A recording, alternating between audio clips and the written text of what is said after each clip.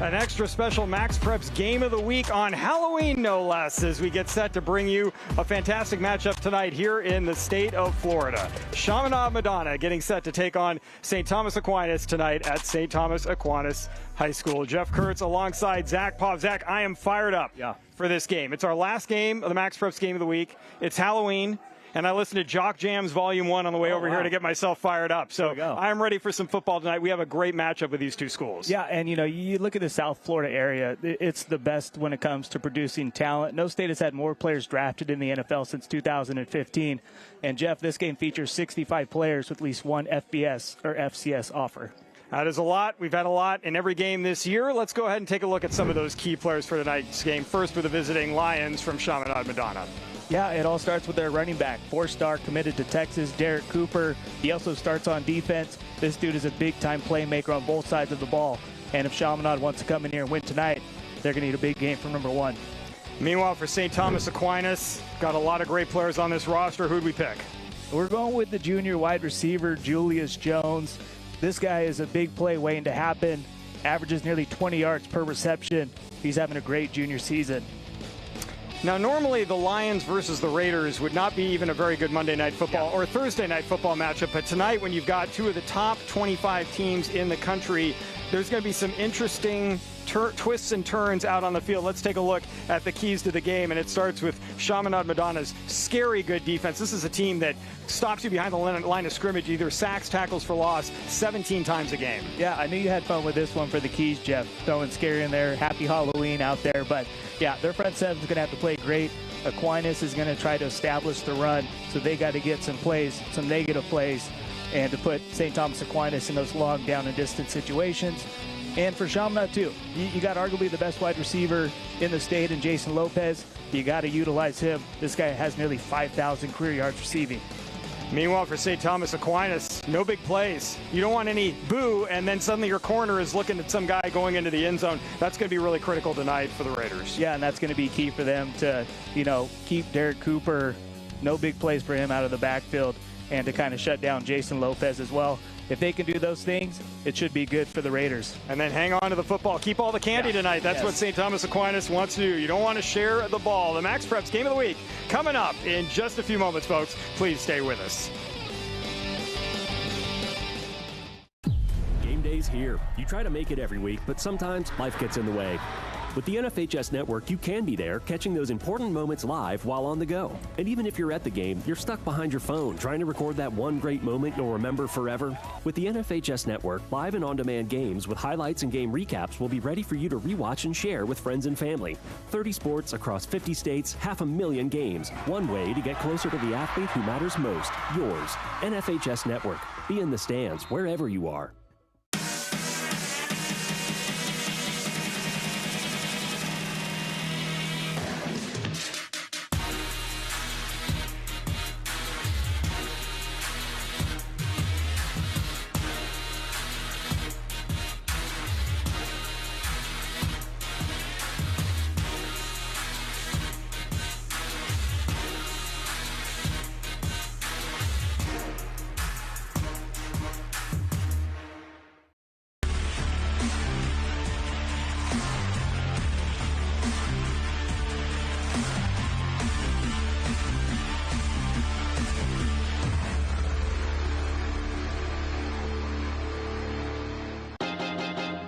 High school sports fans, relive your favorite moments. Just click the shopping cart below the video player to get your digital copy today.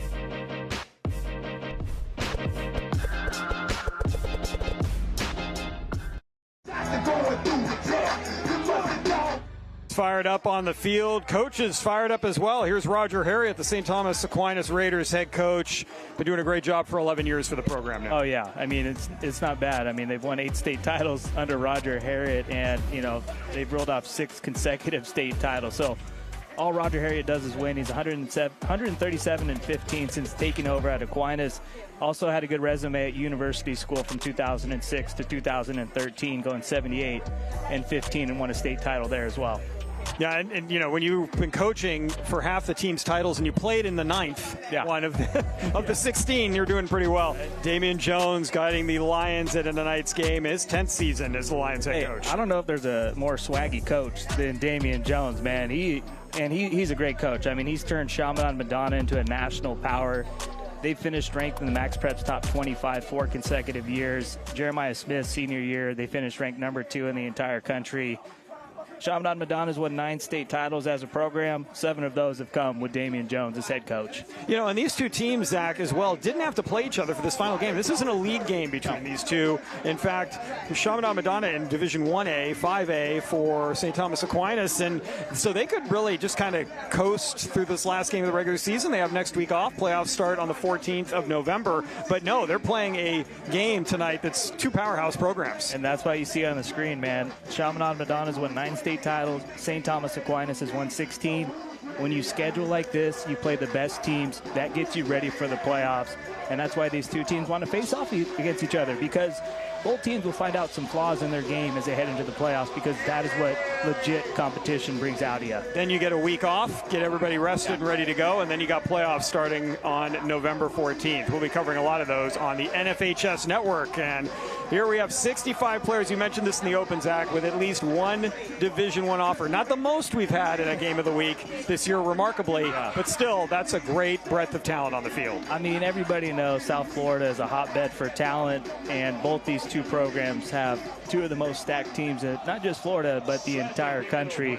33 players also rated as a 3-star recruiter hire. So we're going to see some ballers here tonight. We've been wanting to get out to Florida, and we're going to end it here in Florida. It should be a fun one. You see Tremont Isaac there, one of those ballers, ready to receive this kickoff from Johnny DiSalvatore. It took you 12 weeks to say baller, man. I love it. I'm a slow burn, slow boil right there. St. Thomas Aquinas going left to right across your screen. They're in the gold helmets with the navy blue jerseys, gold trim, yellow pants. Meanwhile, Chaminade-Madonna, the road whites with the red lettering, going right to left. DiSalvatore is happy Halloween to all of you. Thanks so much for joining us in between trick-or-treaters. DiSalvatore is going to put the ball in the air. We are underway, and this one is going to go into the end zone. It will be brought out actually at the goal line. We have a penalty marker down. Let's see. The official's a little slow on that, but they get it correctly. It is a touchback. I thought he was about a yard deep, and so Chaminade-Madonna will start at their own 20-yard line. The ref was like, how can I get this play to stop? All right, I'll just throw officials call here early touchback. A touchback to start that one off. Anytime you see the yellow hanky on the field. And here are officials for tonight's game. Brett Bruckheisen, our referee, Tom Schussler, the umpire, as you see that kick going, about a foot deep, maybe 2 into the end zone. And so that is not a penalty, just a, hey, let's stop the action and start this at the 20. The rest of our officiating crew, headlinesman Mike Delaney, Donald Bird, the side judge, Odman Dugar is the line judge, field judge Stephen Humane, back judge Wayne Remus, center judge Cornelius Troy, the game clock Destiny Graham, and I'm sitting next to our play clock operator Penny Allen. On first down, a pass to the far side of the field is going to be hauled in for short yardage for the Lions. They'll take it out to the 24-yard line. You'll see this hurry-up offense as Chaminade-Madonna is going to press the action here as quickly as they can as soon as the officials put the ball down. Yeah, Lions love playing this hurry-up offense, spread it out, a lot of 4 wide receiver sets. And they're going to run the Wildcat here on second down and push the pile. The pile's still going. And finally, the ball out to the 29-yard line. That'll be a gain of 6 yards. Yeah, we're going to see a lot of Derek Cooper tonight. He's on that last carry. He's a 4-star committed to Texas, number 51 rated player overall in the class of 2026, according to 24/7 Sports composite rankings. And Malik Leonard with his second pass of the game is going to be caught and hauled in, and then carrying it out near midfield. Denarius Gray at the 49-yard line for a gain of 20. Yeah, Gray's been a very productive wide receiver for this Lions group, 229 yards receiving this year. Leonard's going to throw far side. He's going to connect with Isaac. Isaac is going to pick up another first down. Folks, you are not going to want to step away from your screen because Chaminade will have run 3 plays by then when you come back from getting something from the refrigerator. Like you're at an auction, Jeff. No, seriously. Tremont Isaac on that last reception, one of the best in 2028. Dude's an absolute baller. Gain of 11. Malik Leonard, the freshman quarterback, going to throw down the middle of the field, and that's going to be caught at the 10-yard line by Isaac again. Yeah, he's a dude. 4-star. He's got 12 offers already. He's been a playmaker this year. 395 yards receiving and 20 catches. That's one of his better ones on the year in double coverage. Great throw by Leonard, too. First and goal at the 10-yard line, and now the Lions going to do a bunch of hockey substitutions, line changes, pretty much the new offense coming into the game. Yeah, if Chaminade-Madonna plays this offensively like they're going to be late for a dinner reservation if we're not done in an hour. Wildcat here. Cooper is going to take the snap and run up the middle, and big stop there for Philip Goodrich, one of the linebackers for the Raiders. Yeah, the 6', 215-pound senior linebacker is having a great year. 66 tackles, 7 tackles for loss. Great play there on Derek Cooper. Now you got a bunch of guys shifting in and out. Once again, Coach Jones really likes to keep you on your toes defensively. Yeah, I mean, it's crazy to see how fast they've gotten down the field. And we're nearing just 2 minutes gone here in the first quarter. People are still settling into their seats. Nobody's even opened their Reese's yet. There's been no time. Leonard back in the game. 2nd and goal from the 10-yard line. No gain on that last carry by Cooper. Here's a pass out into the flat, and that is going to be incomplete. And that will make it 3rd down. So good job by Aquinas' defense here. Chaminade gets it into a 1st and goal situation, and now you got 3rd and goal outside the 10. Mari Stevens was the intended receiver there, and Mari Stevens helped Aquinas win a state title last year. He was one of their most productive wide receivers. Now wearing a white jersey tonight, and he looked a little freaked out by that football. It turned around and hit him as he was just turning. I mean, he's taken those hits in practice against these guys the last couple years. This would be a big stop for Aquinas' defense if they can hold Chaminade to a field goal attempt. Chaminade's a team, too. They don't like to kick field goals here, so if they can pick up some positive yardage, this could be 4-down territory. Lions, we've got a whistle and a delay of game out on the field as the Lions took too much time. After they've been sprinting down the field, they've slowed it down at the 10-yard line. Yeah, it looks like they called a timeout before the penalty came out. Okay, so pick up those flags. Good job by Damian Jones. Well, that gives us a moment to just take a deep breath. Exactly. Carl's probably like, dude, we haven't even had like an opportunity to go over starters. Carl Harper, our director, and why don't we take a look at those starters here in just a moment, as Chaminade-Madonna has started at their own 20-yard line, and they've gotten all the way down to the 10-yard line, but looking at a big 3rd down. Here is the starting lineup for Chaminade-Madonna tonight. And we talked about Cooper, and remarkable the work of the quarterback, Malik Leonard, this year as a freshman. He's thrown 20 touchdowns and just 3 interceptions. Yeah, and it helps, too, when you got those 4 legit receivers led by Jason Lopez. He's going to play 2 sports at the next level. He's also a standout basketball player, and the offensive line has done a great job for the freshman quarterback, headlined by Ashley Walker, 6'7", 300-pound senior left tackle, committed to Arkansas. Here's a 3rd down play out of the timeout. Chaminade-Madonna using their first. Leonard drops back to throw. The left-hander throws to the outside, and it's almost intercepted. Getting a chance at that was Jeremiah Douglas. That pass was supposed to go over the back shoulder, and it went on the inside, and turns into an incomplete pass, 4th down. Yeah, and if he catches that one, man, he's got one guy to beat, and he takes that all the way back. Jeremiah Douglas having a great senior year, too. 5'10", 170-pound corner. 3 INTs on the year. Now, the Lions may not like to kick field goals, but they've got a pretty good kicker in Noah Sidon, who is going to be trying this one from about 28 yards out straight away. Trying to get his team on the board at the end of this drive. And now we got a bunch of movement along the line of scrimmage. And the officials are going to have to sort this out. Yeah, he's one of the 33 players that's rated as a 3-star recruit or higher as well. He's committed to FIU. So they got one of the best kickers in the state. It's going to be a false start against the Lions. So a 28-yard field goal attempt is now going to turn into a 33-yard attempt again straight away. The holder is the quarterback, Leonard. Long snapper, Grayson Clapman.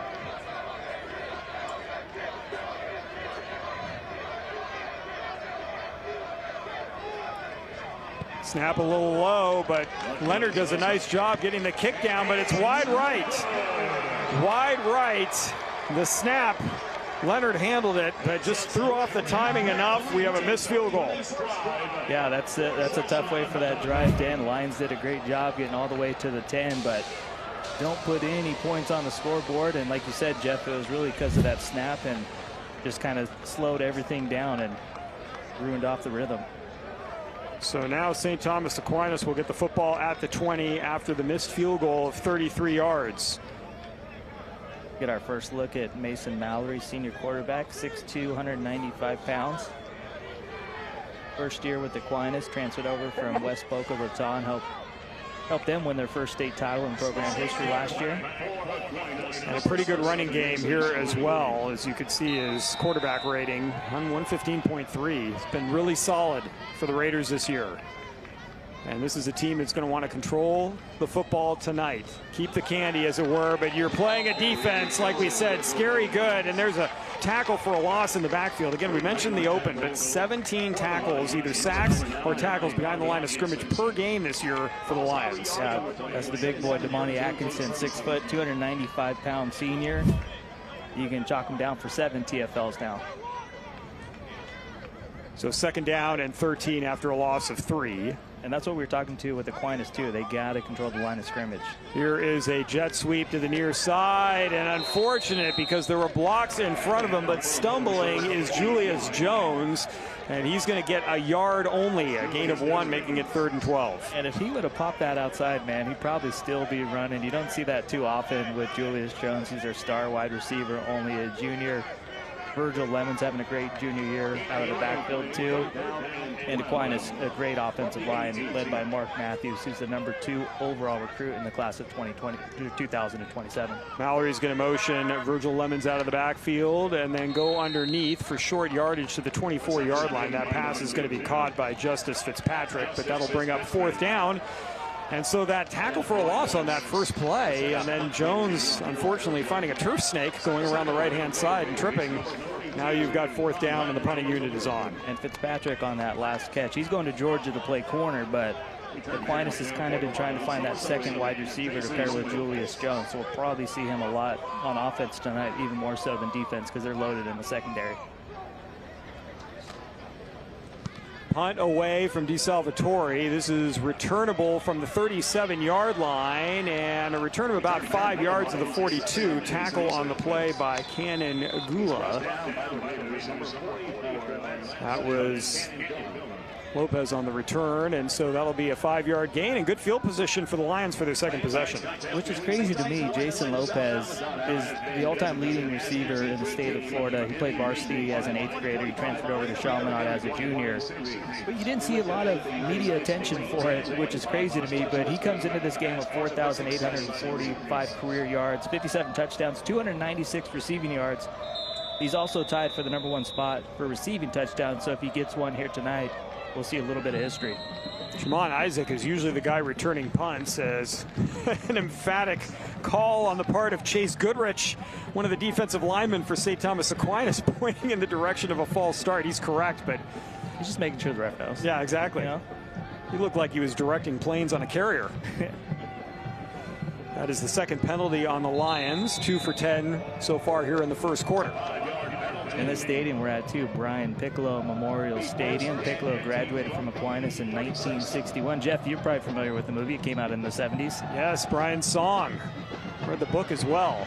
Here's a pass to the outside. That is going to be caught, and Denarius Gray taking it out of bounds. Piccolo has lung cancer, and it was a really touching story between Gale Sayers, his backfield mate for the Chicago Bears. We visit him every day in the hospital, and then unfortunately Piccolo passed away. But really an inspiring, great movie. Yeah, my dad made me watch it when I was a kid. Well, that is what a good parent does. Here's a handoff. Cooper is going to take it across the line of scrimmage and then get stopped. He'll be stopped at the 44-yard line. Yeah, Sayers and Piccolo, too, they were the first interracial roommates in NFL history, too, that was in the 60s. Yeah, mid-60s just about, with the Chicago Bears. And a really number 4 overall pick. Piccolo went undrafted, but earned a spot with the Bears after being on the taxi squad his first year. really good backfield tandem for Chicago at that time. And Gil Sayers electric. He probably would have played longer, except he hurt his knee, and surgeries were not as good at the time. Here's a pass. Leonard underneath, double coverage. He was looking for his receiver across the middle, and that was well defended by the secondary for Aquinas.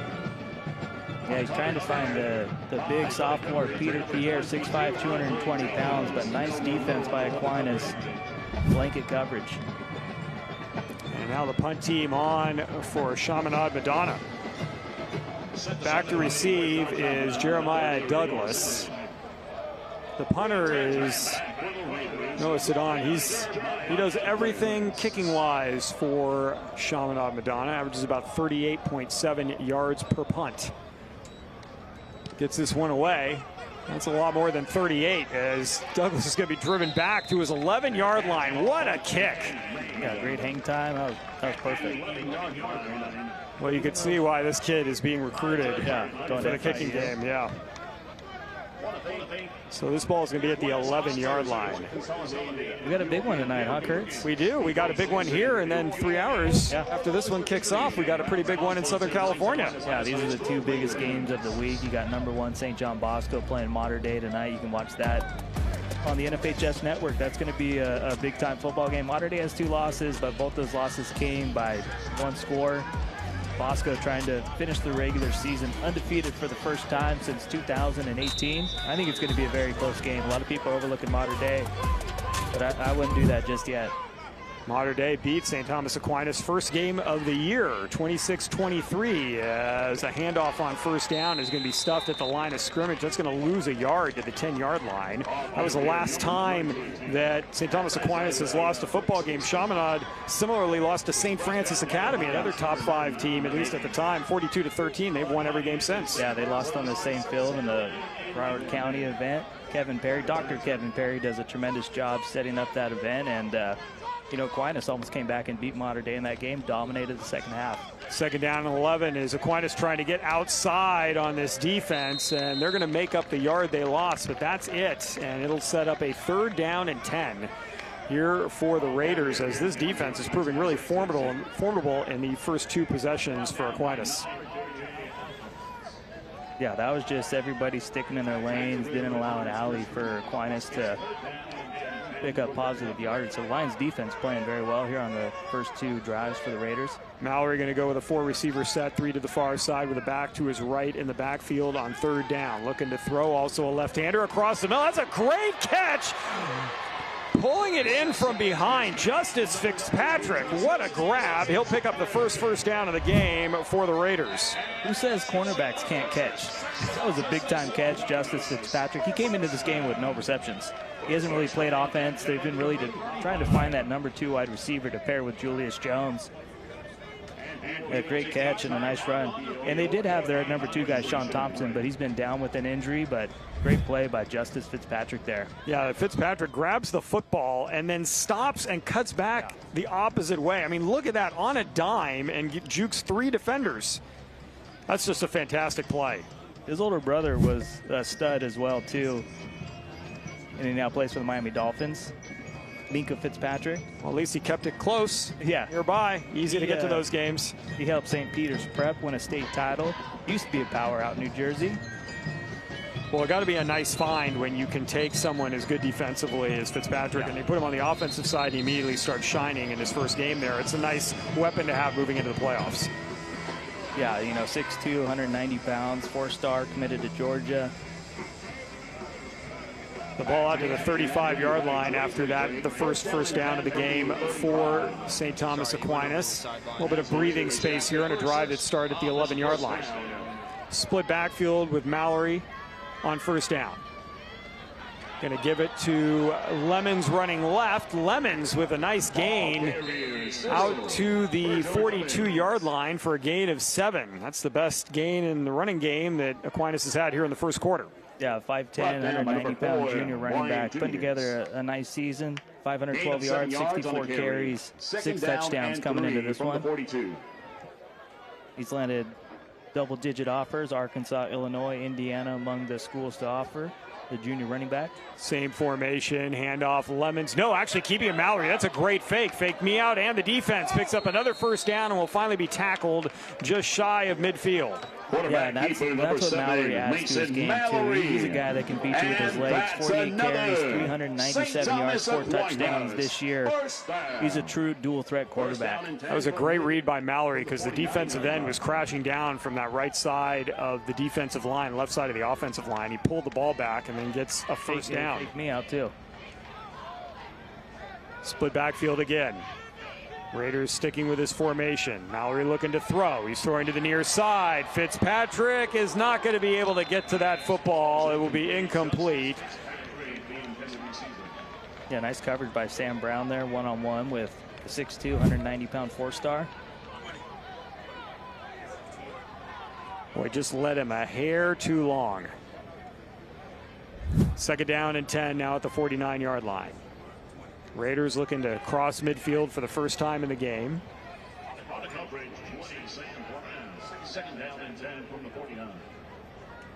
Mallory going to hand it off. Lemons running left, going to dodge one defender and then get hit by the safety just shy of the first down. Nice job flying in and making that tackle, Angelo Smith. Lemons, though, is going to get 8 on the play.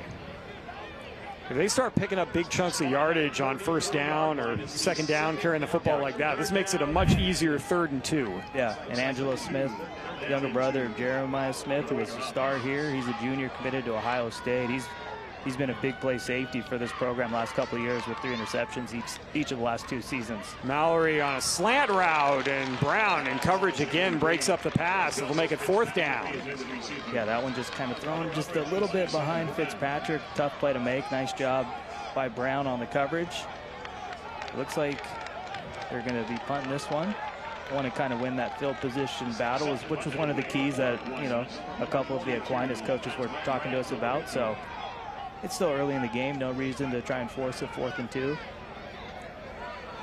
You could have a fake in this situation. We've seen them on these 4th and shorts. Yeah, see if they pull a DeSoto. De Salvatore, though, going to get the snap. He's going to punt it away. And this one is going to go in the end zone for a touchback. So it'll be a net 22-yard punt, but Chaminade-Madonna will have a long field in front of them as they will take over for their 3rd possession here in the opening quarter. Let's take a look at our top 10 rankings. And we mentioned Bosco, number 1, and later on the NFHS Network, but other teams going to be playing on the NFHS Network from this list tonight. Yeah, and I tell you what, man, if number 12 Modern Day beats St. John Bosco, that's going to make my job pretty fun this weekend trying to figure out all the movement. But St. Francis Academy, a team that had that dominant win over Chaminade earlier in the year. Grayson playing great football.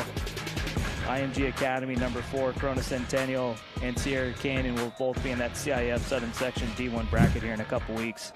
3 Southern Section teams in the top 10, the MaxPreps top 10, is on first down, a handoff running left, and a lot of running room here. That is going to be an easy first down for Arwen Jackson, who had 50 carries for 546 yards and 5 touchdowns coming into the game, and he didn't even really get touched. He got 15 yards and just ran out of bounds. And he's a guy, too. He's been making plays since his freshman year for Damian Jones.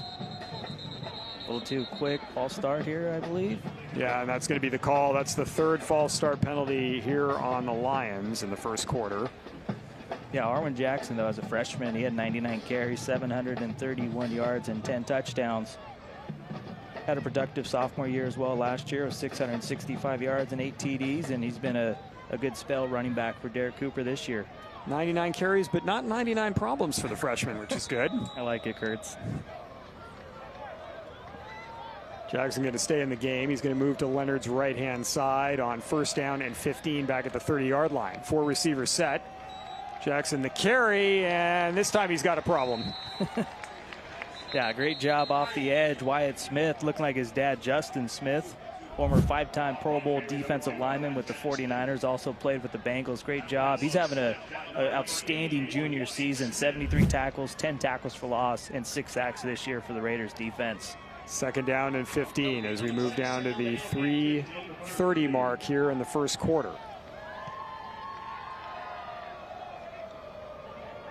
Leonard's going to motion Cooper out of the backfield. 5 receivers, blitz coming. Leonard is going to go down. Duke Daly, the linebacker, on a blitz from the outside, gets to the quarterback, and the first sack of the game by the Raiders sets up a third and a lot longer for the Lions. Yeah, he just had that burst off the edge. No one touched him. Nothing Malik Leonard could do. That's a loss of 8 yards. Yeah, been a defensive game here in the first quarter. Obviously, the Lions had that good drive on the opener, but still no points. Both defenses stepping up. That's what happens when you play these two big-time programs, too. It's kind of a filling-out process, and as the game goes, the offense will start to figure it out. Cooper, a nice run here, give himself a little bit more space. He's going to be well short of a first down. It was 3rd and 23. He's going to get out to the 33-yard line, so that'll make it 4th down and 12, and the punting unit will be coming on for Chaminade-Madonna.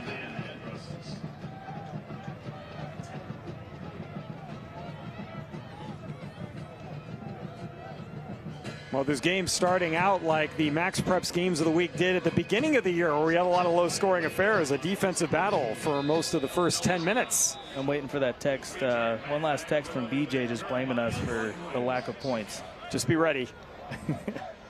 Might want to switch your phone into the off position, Zach. Yes, it's already on silent, so.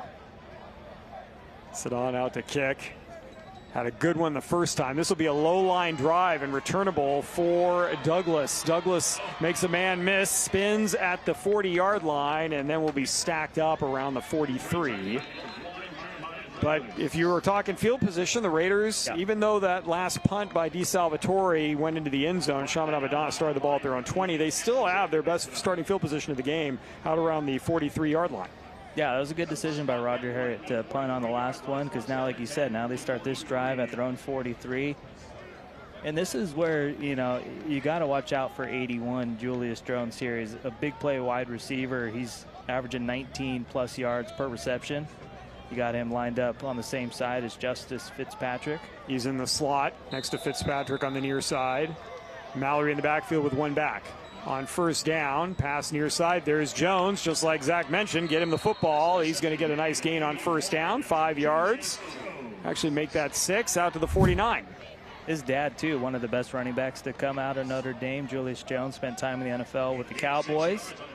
Julius Jones, big-time playmaker at wide receiver. He was a MaxPreps sophomore All-American last year and on track to be a MaxPreps junior All-American this year. Lemons in the backfield again with Mallory. 3 receiver bunch to the far side. Play action. Mallory going to throw. That pass pops into the air off of Jones' hands and giving quick chase, but unable to get to it was Davion Black. That'll make it 3rd down and 4. Just a little too much heat on that fastball there. That was a tough catch for Jones to make, and luckily for Aquinas, that ball hit the turf. Yeah, and that they weren't very far apart either. That was a fastball from about 15 feet away. This is where the Raiders want to be, though. You got third and manageable here. You keep in these 3rd down and manageable situations. It usually bodes well for the offense. Mallory steps up, pressure coming. He's going to be grabbed from behind, breaks a tackle. He will cross midfield and pick up 2 yards to the Lions' 49-yard line, making it 4th and 2. Last time Aquinas punted. Let's see what Coach Harriet elects to do here. Nice job by Travorce Finley. He's putting together a special junior campaign. 20.5 tackles for loss and 13.5 sacks so far for the 6'4", 235-pound edge rusher. And now a quick switch. As all 11 players getting replaced, and now we've got a penalty marker down, and we got a false start that's going to be called against Aquinas. I mean, you could have picked any one of the 11 running onto the field. And, I mean, a lot to choose from. It's not the worst penalty. You saw the last punt kind of around this same area going the end zone here, so these 5 yards might end up working out for the Aquinas special teams unit. Gives DeSalvatore a little more room to boot it. Last time he was trying with precision, and the ball rolled into the end zone on this turf field. I like that scramble, though. Like, you just like, it's 11 guys off, 11 guys on.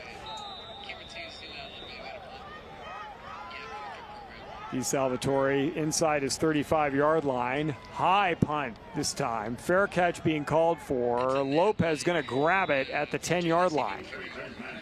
Well, you know you got good hands when you field the punt like that, and that guy's the all-time leading receiver in the state for a reason, I guess. Did he high point the punt? He kind of did. Yeah, and this dude's a baller, too. He's a great basketball player. He averaged over 25 points last year as a junior. As a freshman, Jeff, he averaged 29.8 points per game. He transferred over from True North Classical Academy. This is his second year with the Lions. So this dude's averaged 20-plus points in 4 years of varsity because he played as an 8th grader and averaged nearly 30 points a game. And as a 5, I mean, he's not 6'8". No. He's 5'11". Like, this is Allen Iverson level. He's a hooper, man. And he's going to play both sports at Florida State. That takes something. Those are two top quality Division I programs for their basketball and their football programs there for the Seminoles. That's going to be really interesting to watch. Leonard going to throw down the field, looking for Lopez, and right on cue, he makes a catch at the 45-yard line of the Raiders. That throw was ridiculous. I mean, there was double coverage there, and he dropped that in a basket for Jason Lopez. And Malik Leonard isn't your average freshman, man. Look at that throw. That's perfect. Great job by Jason Lopez, too, because, I mean, that was pretty good coverage on the play, but what a throw by Leonard. And there was a personal foul face mask on Aquinas that's getting declined. All the way to the 43-yard line. That is a 47-yard pass play to Lopez down the middle of the field in double coverage. Here's another angle. Look at that window. That's beautiful. What a dime. Put a frame on that, hanging in your local art museum. Yeah, I've been impressed with Leonard this year, man. 20 touchdowns, only 3 interceptions, completing over 70% of his passes. Handoff to Jackson. Jackson does a nice job cutting back and picking up close to 10 yards. Let's see if he gets to the marker. He got to the 34-yard line, so a gain of 9. I mean, and again, we've had several freshmen who've played prominent roles over the course of the last 12 weeks, and I just remind myself every time, that kid was in homeroom a year ago. Yeah. He was in homeroom like 5 months ago. Yeah, I was shocked when I saw he didn't have any offers yet, but obviously those got a long way to go before they start coming. But I mean, the ink's barely dried on his transcript, Zach. Starting quarterback for Chaminade-Madonna, one of the top programs, as Jackson picks up the first down on the ground. But you're a starting quarterback as a freshman for a program like Chaminade-Madonna alone. That should get you offers, especially when you've been this efficient with 20 touchdowns and only 3 interceptions. That carry by Jackson takes the Lions to the 30-yard line. This might be the last play of the quarter. The scoreboard clock to the back of Leonard as he throws towards the end zone. He's got a man, and that is incomplete. Oh, wow. Almost caught in the back corner. Wow. Just a hair too long for Lopez, man.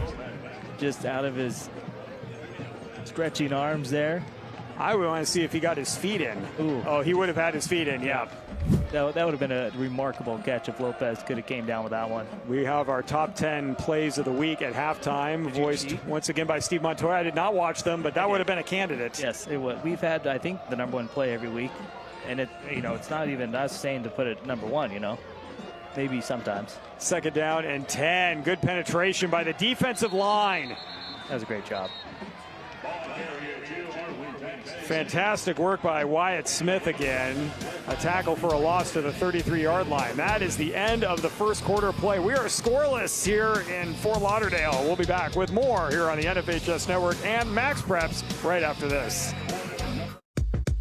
Our #1 priority is protecting our players. That's why we're writing new rules for the sport and developing innovative educational tools that protect our athletes. This is player protection. This is high school football.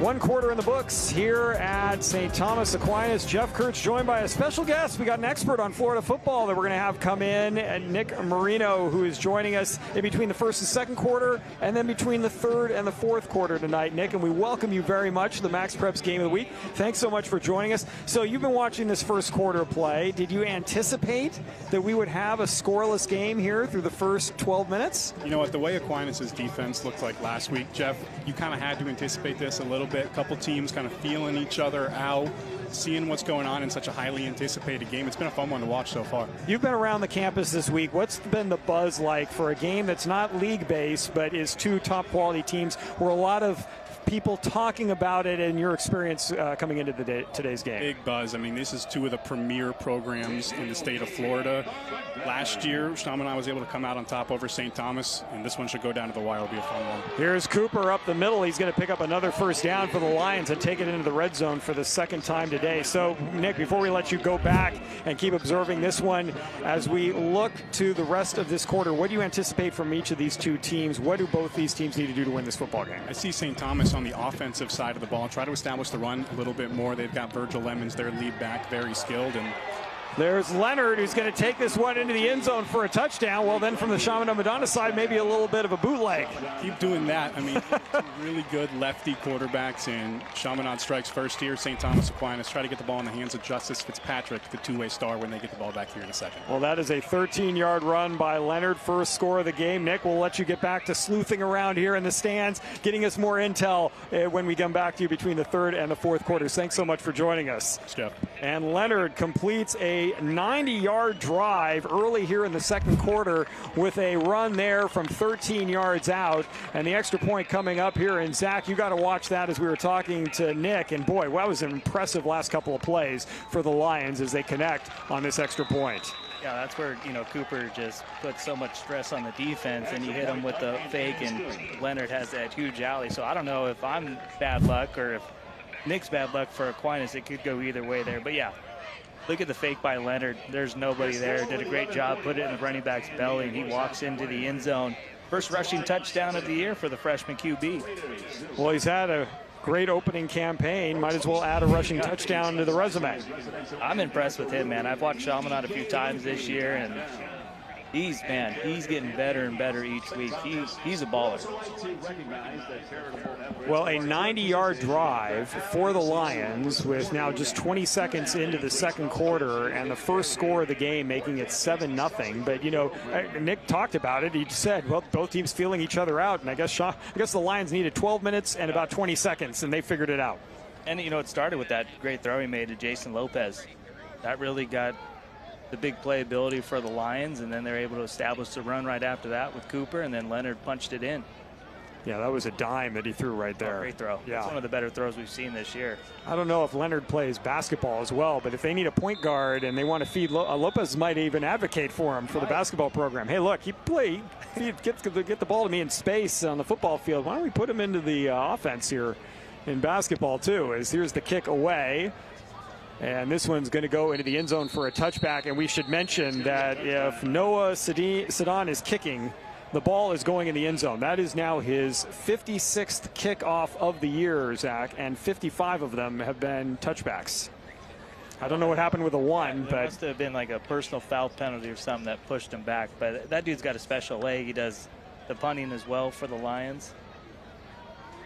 Yeah, we'll see how Aquinas responds here. Nice drive for the Lions there, going 90 yards. 7 first downs in the game for the Lions. Raiders with just 2 so far. They've had a couple of big plays, but drives stalling out just across the 50-yard line a couple of times. On first down, Mallory going to throw to the outside, and a tackle in the backfield. That is just textbook corner play right there by Chaminade-Madonna. Yeah, that was a great job by Brian Junius, the stud linebacker. He plays everywhere on defense. I mean, just square up and make the tackle. Yeah, Junius was a MaxPreps sophomore All-American. Senior now, 3-star App State commit. You see what the Raiders are trying to do, get Jones the ball in space, let him go to work. But that's going to be a loss of 2 back to the 18-yard line. Mallory looking to throw. He's looking to his right. That ball's going to go off the fingertips of Fitzpatrick. And that was a tight window, and Mallory did a good job to fit it in there, but just a tough catch to make for Fitzpatrick. That was a good throw, though. 3rd down and 12. And this is exactly where Aquinas doesn't want to be. You don't want to be in these 3rd and long situations. But it is nice when you have a guy like Julius Jones who can make guys miss in the open field. Mallory looking to step up and run. He needs to get to the 30, and he's going to be run out of bounds around the 26-yard line.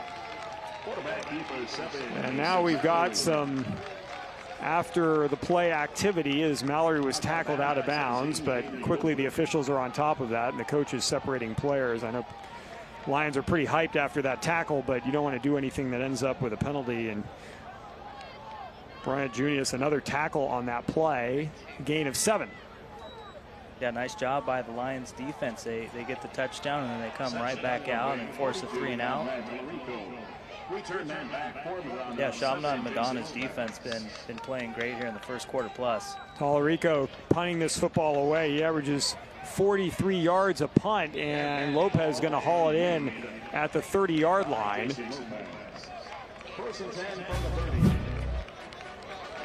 Well, folks, a big one tonight. 10 p.m. Eastern time, 7 p.m. Pacific. St. John Bosco and Mater Dei, brought to you by our friends at Spectrum Sports on the NFHS Network. We will have that game for you live. You will not want to miss a snap. That's what I'm going to be doing. After this one's over, go back to my hotel. Man, I'm going to be watching this one. Those two dudes on the graphic, two of the best receivers in the country. Madden Williams, a 4-star Texas A&M commit, and Caden Dixon Wyatt committed to the Ohio State. That was a 45-yard punt by Tallarico, improving his already very good punting average. That's going to be a fun game. You're going to be up late. Yes, I am. But luckily, my flight's not at 9 a.m., so I'll be all right. Good. Nice. You planned that well. I did. I finally learned.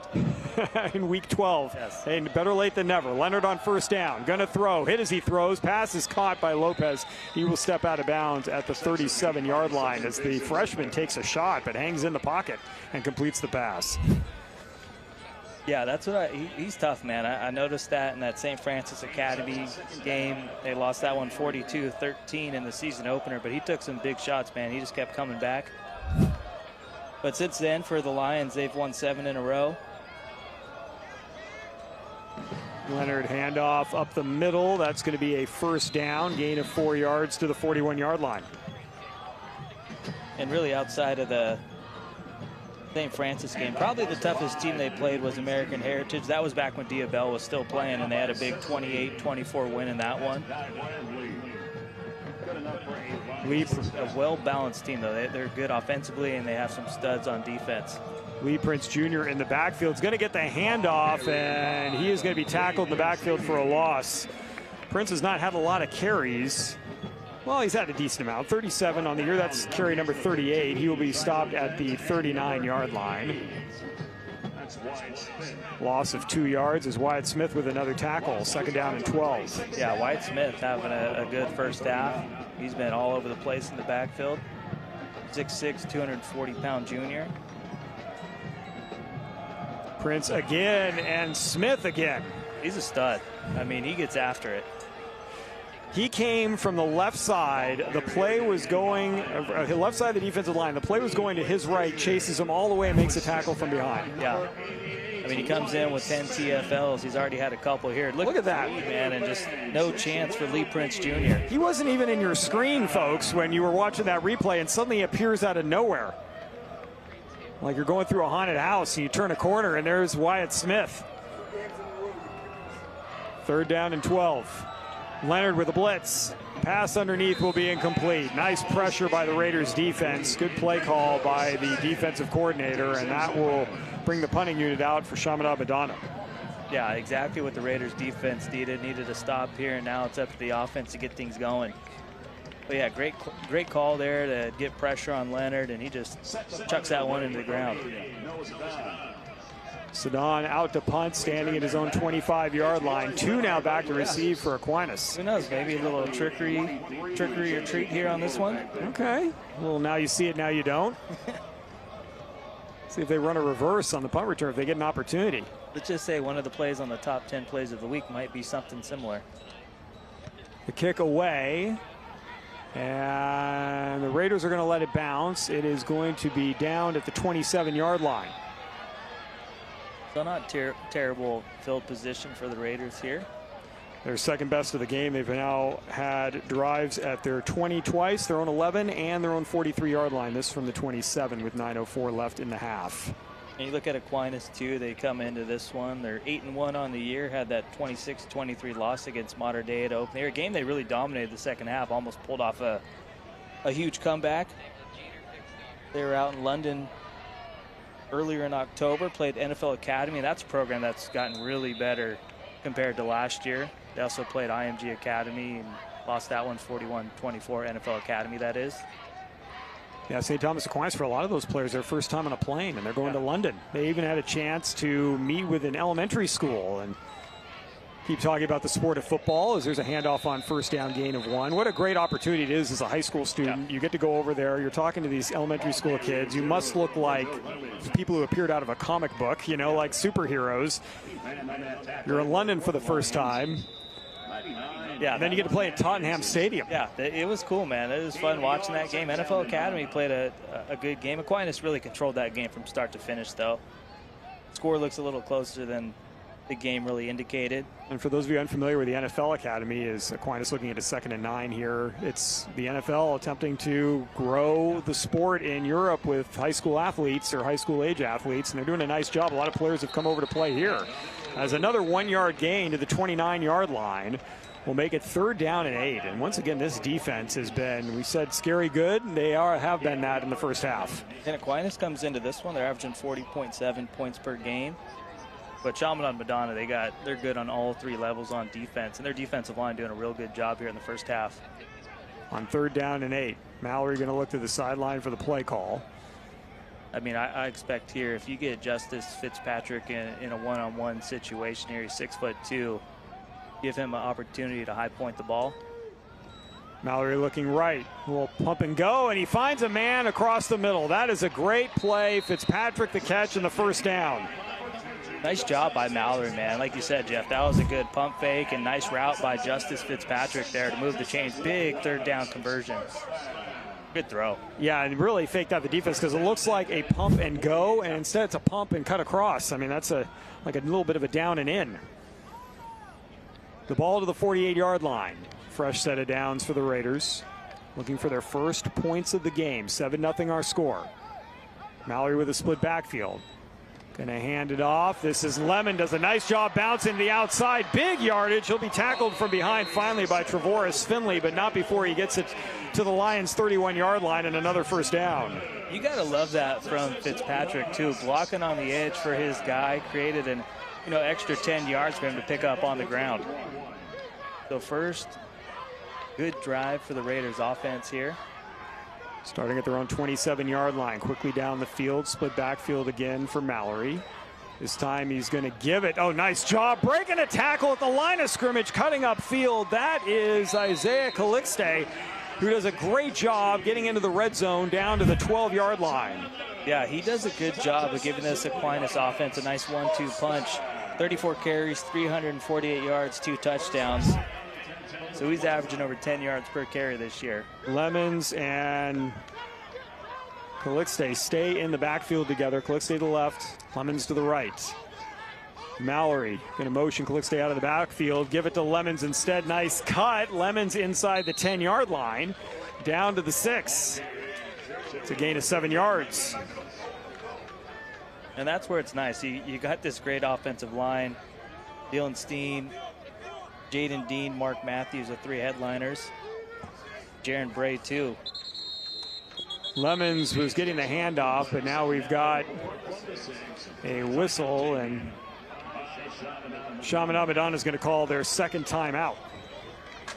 Well, Jeff, this gives us the chance to just really talk about this Aquinas program. And you look at it, they've sent 49 players to the NFL, which is remarkable. 3rd most all time. They have the 3rd most active players in the NFL right now with 11, the Bosa brothers, a bunch of other dudes as well. And, this is a great program. They do a great job of producing talent, a lot of future college stars and guys starring on Sundays. And you'll see some of those in our famous alumni for each school, which we'll do at halftime. Yeah.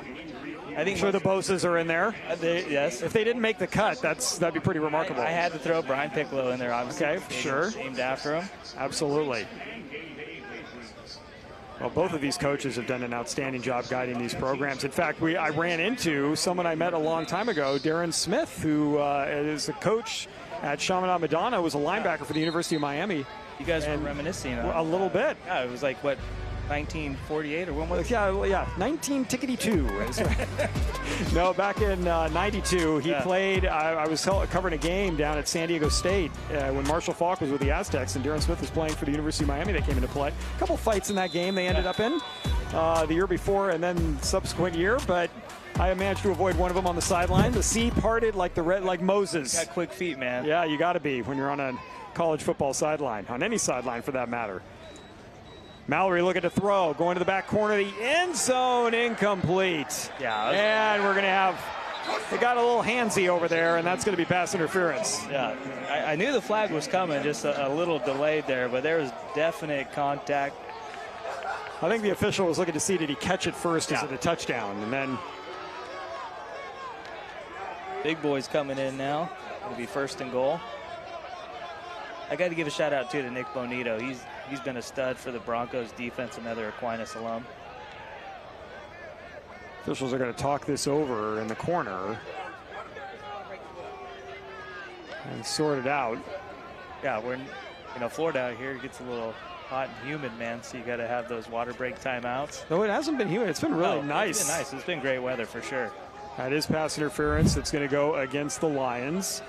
So that will put the ball inside the 5-yard line down to the 3, where it'll be first and goal. Easy call. I mean, there was a ton of contact there. Fitzpatrick trying to catch his first touchdown of the year. He does have a touchdown, but it was on a pick 6. So a hydration break out on the field, even, and that happens regardless. I mean, in fact, we were talking to some people before the game started, and a lot of the games this year have had lightning delays. This is our first one without. We started the season with a lightning delay on the MaxPreps Game of the Week. Let's not end it on one. No, there were no clouds in the sky. Just doing a quick weather report for everyone watching. I got to give a shout out too, man. My guy Larry Bluestein was out on the field chopping up with him. He's the GOAT of high school football in the state of Florida, especially in the South Florida area. Nobody knows more than him than high school football in this state. He's a great man. He's done a great job the reason why he does it for all these programs is he does it for all the kids, man. He's a legend. Yeah, and really friendly. I mean, just took us around, introduced us to a bunch of people. It was great. He knows everybody. First and goal from the 3-yard line.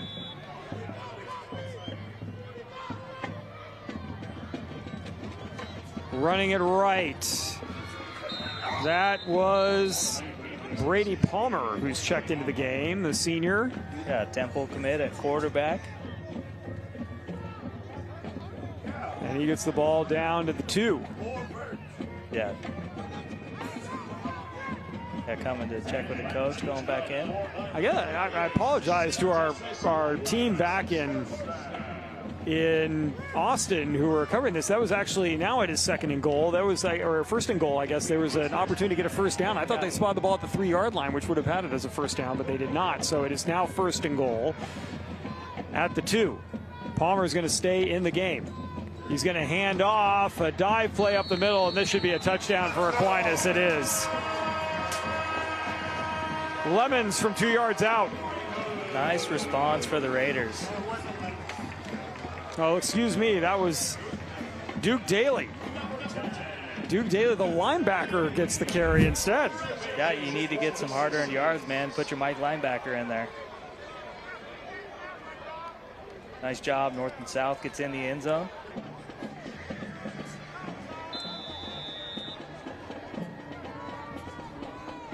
So Aquinas an extra point away from tying this up.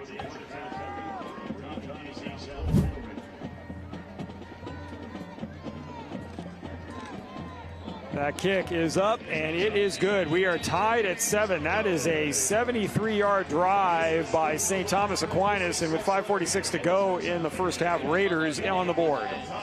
Yeah, that was a nice response. I mean, it all started with their defense getting that stop, and the offense establishes the run game, and they had that nice completion to Justice Fitzpatrick on that third down conversion, which really got the drive going.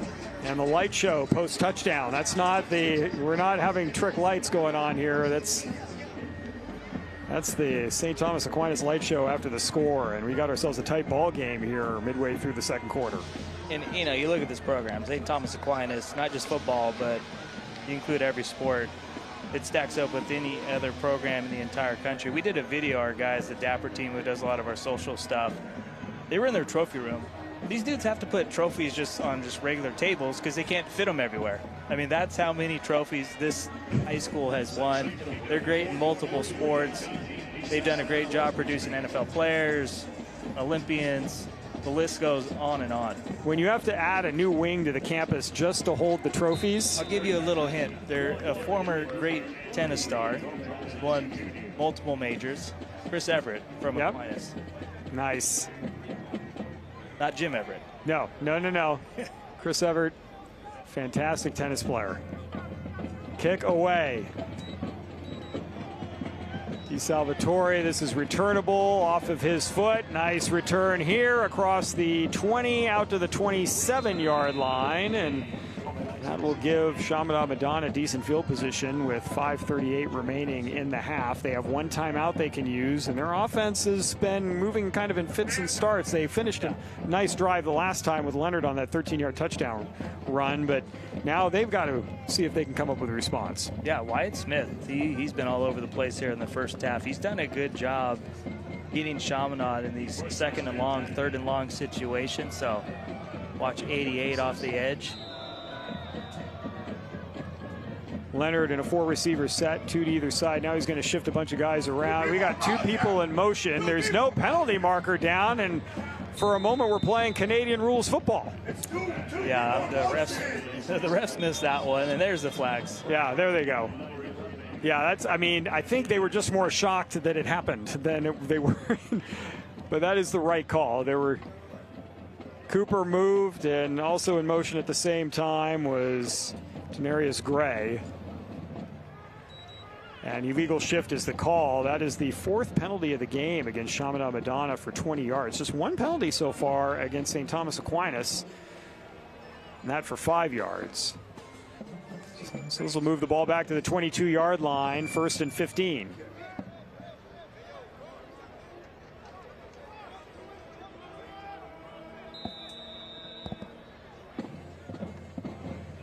Leonard going to move a man in motion to the right-hand side. Now we got movement along the line of scrimmage again.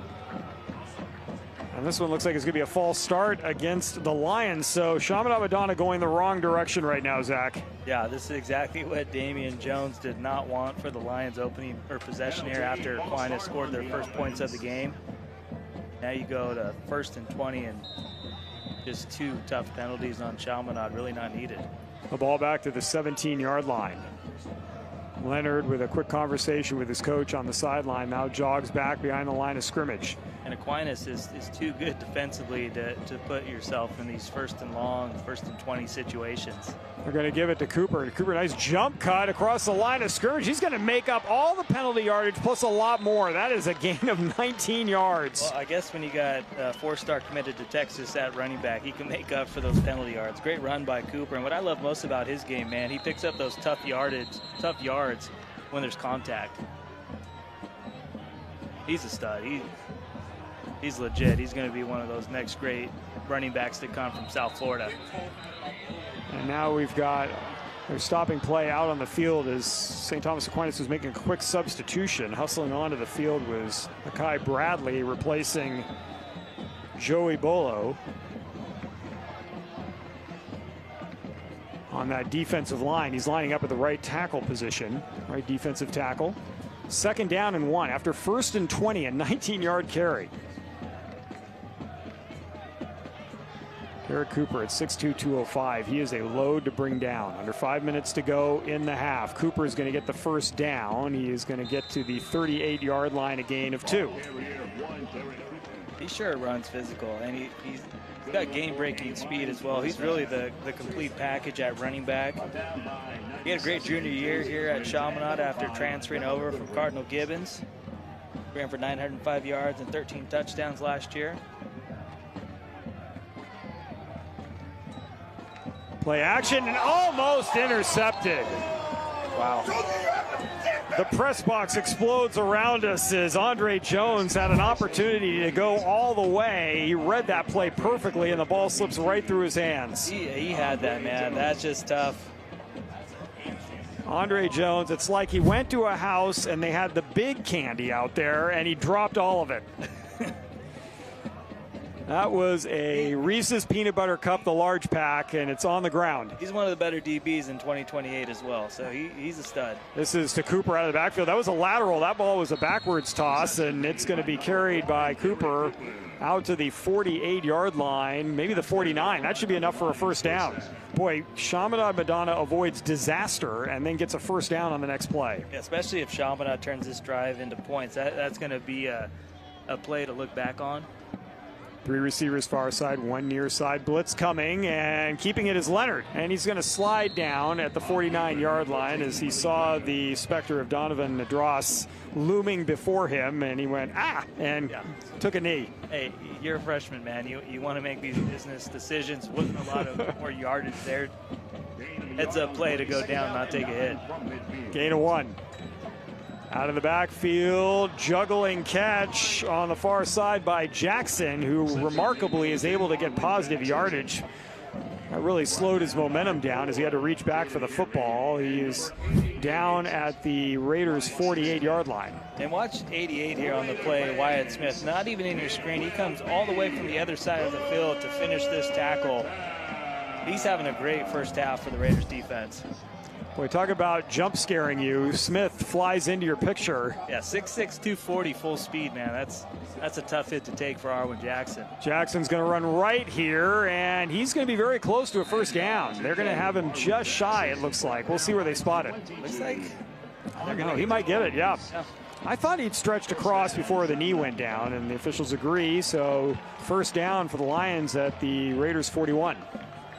Yeah, that's a dangerous 1-2 tandem with Derek Cooper and Arwen Jackson. Jackson, 3-star in the class of 2027. He's already landed 8 offers: Auburn, Indiana, and Ohio State, a few that have offered him.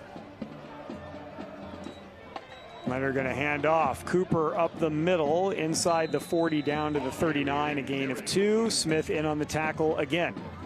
Nice job by Zayden Gamble, the junior safety, to come up. He took a big hit from Cooper, but he slowed down his momentum, and his guys came in to finish the tackle. Lions slowing it down a little bit, trying to burn some clock here. They did get the football first to begin the game, so the Raiders will have it to start the second half. Cooper's going to motion out of the backfield. Leonard looking to throw underneath. Pass is caught. That catch is made by Peter Pierre, the sophomore, and he will pick up a first down to the 29. Yeah, Chaminade's got a good group of 2028 wideouts with Tremont Isaac and Peter Pierre. Pierre 6'5", 220 pounds. And St. Thomas Aquinas is going to take a timeout here as the Lions have slowed it down, but they've been effective in their plays with 2:35 to go in the half, looking to get a score before the end of the first half and take a lead into the break. Yeah, and this is where, Chaminade likes to run that fast-paced offense. But here you got to slow it down. You want to try and get the last points of the first half. And how big was that drop pick 6 for Andre Jones? Now that would have really changed all the momentum in this one. Yeah, and that's one of those opportunities where you're just kicking yourself later on. I mean, if you force a 3 and out, okay, we could have had a score, but not the end of the world. But if the Lions end up scoring, now you're just sick about it. Yeah. And you get a look here. Yeah, he just read that perfect, made a nice jump on the ball, and just squirted it out of his hands. Yeah, he had it dialed in. I mean, he made a move on that and recognized that play immediately. Yeah, he's having a great sophomore year. 24 tackles, 1 interception. Florida State, Penn State among the 4 offers, and a lot more are going to come for the 6'1", 180-pound sophomore. 12 first downs in the first half for the Lions. Their last one has the ball at the 29-yard line, and now we've got an equipment issue that is going to require Jaden Carey, the DB on the far side of the field, to come out of the game, so Jeremiah Douglas will replace him.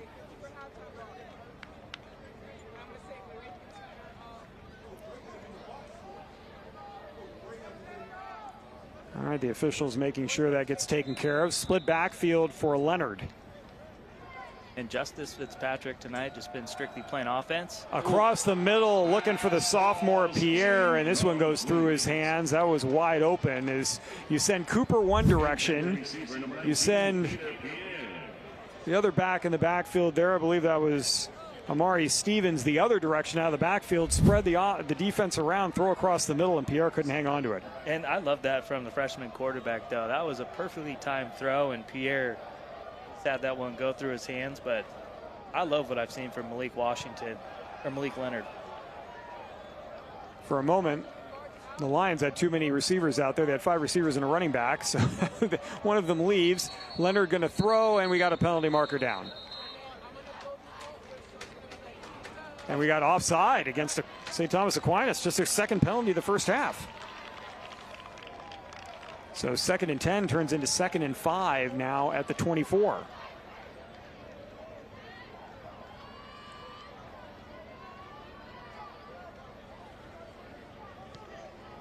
And this is where you love being an offensive coordinator. You got 2nd and 4. You can maybe even try a little play action, or you can just give the ball to your 4-star running back, Derek Cooper, and try and move the chains. Cooper is to the left of Leonard in the backfield. Leonard looking to throw. Nice pickup block by Cooper down the middle. What a hit!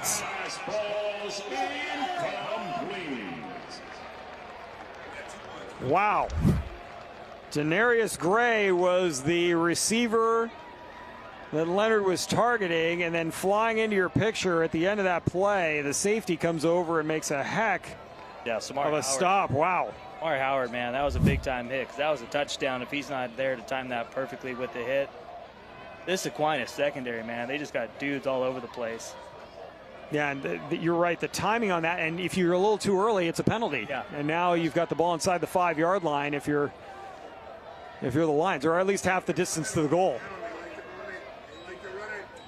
Handoff Cooper, and Cooper is going to be stopped by Daniel Norman. That's going to be a loss of 1 to the 26. I mean, it makes sense, too. If your last name's Norman, you're probably going to be committed to Oklahoma. So he's a stud, man. He really headlines this front 4. Excuse me, loss of 2 on the play. Timeout called by St. Thomas Aquinas. So trying to see if they can salvage some time to get something going, as it's now 4th down, and you've got an interesting choice coming up here for the Chaminade-Madonna coaching staff. You had a field goal attempt earlier from a kicker who can connect. Sedon's got a leg. Yeah. This would be a 43-yarder from the left hash. He had a 33-yard attempt earlier, but the snap was a little bit low and the timing got a little bit off. He had plenty of distance, but it was wide right. So yeah, I wouldn't be shocked if Damian Jones elects to go for this. It's going to be 4th down. They need to get to the 19-yard line. They're 7 yards away, as you got to look at the Lions cheerleaders on the far side of the field. We actually have a good crowd on hand for Halloween. There were a lot of empty seats at the beginning of the game, but I think people were still filtering into the stadium. But certainly on the Aquinas side, and then on the far side as well, Chaminade-Madonna stands fairly full. They're not far apart, these two schools, so I don't know how the neighborhood is for trick-or-treating, but if you brought your costume and you want to head out right afterward, go get some candy. Offense going to stay on the field for the Lions. They're electing to go for it here on 4th and 7. And we haven't seen Justice Fitzpatrick a lot on defense, but we got a 4th down, so he's out there for the Raiders defense. Cooper stays in the backfield. 3 receivers at the near side, 1 to the far side for Leonard. Aquinas showing blitz. Cooper going to motion out of the backfield. Leonard steps up. He's not going to avoid Smith. They're actually going to say incomplete pass. Leonard got rid of it, but incomplete, and Wyatt Smith once again with a huge play. Wyatt Smith has been the best defensive player in the first half for Aquinas. He is putting together a great first half. Turnover on downs. He did a great job, man. A little stunt action there, and gets pressure on Leonard. Nothing he can do. Trying to get it to Cooper, but man, he's impressive, man. His dad was a stud, had a long NFL career with the Bengals and the 49ers. And Wyatt Smith making a name for himself here during his junior campaign. Yeah, here are some of those Smith highlights from the first half. If we've got this all teed up already, you know he's been making a lot of plays. I mean, I don't know if have we had a defensive player be named the MaxPreps Player of the Week, but Wyatt Smith is putting together an impressive first half to maybe be the first. He's certainly mounting a campaign. Mallory with 2:11 to go at his own 26-yard line is going to connect on a pass outside far side for a gain of a couple to the 28. I mean, this could end up perfect for Aquinas here. You get points here to close out the first half. You get the ball to start the second half. You can go a little 2-for-1 action and get yourself a 2-score lead. What a turnaround that would be. I mean, they were down 7-0. They go and score if they're able to score again and then get the ball back to start the second half, like you mentioned, Zach. Mallory's got a little ways to go. He's going to tuck it away and run here, and he will run out of bounds at the 34-yard line.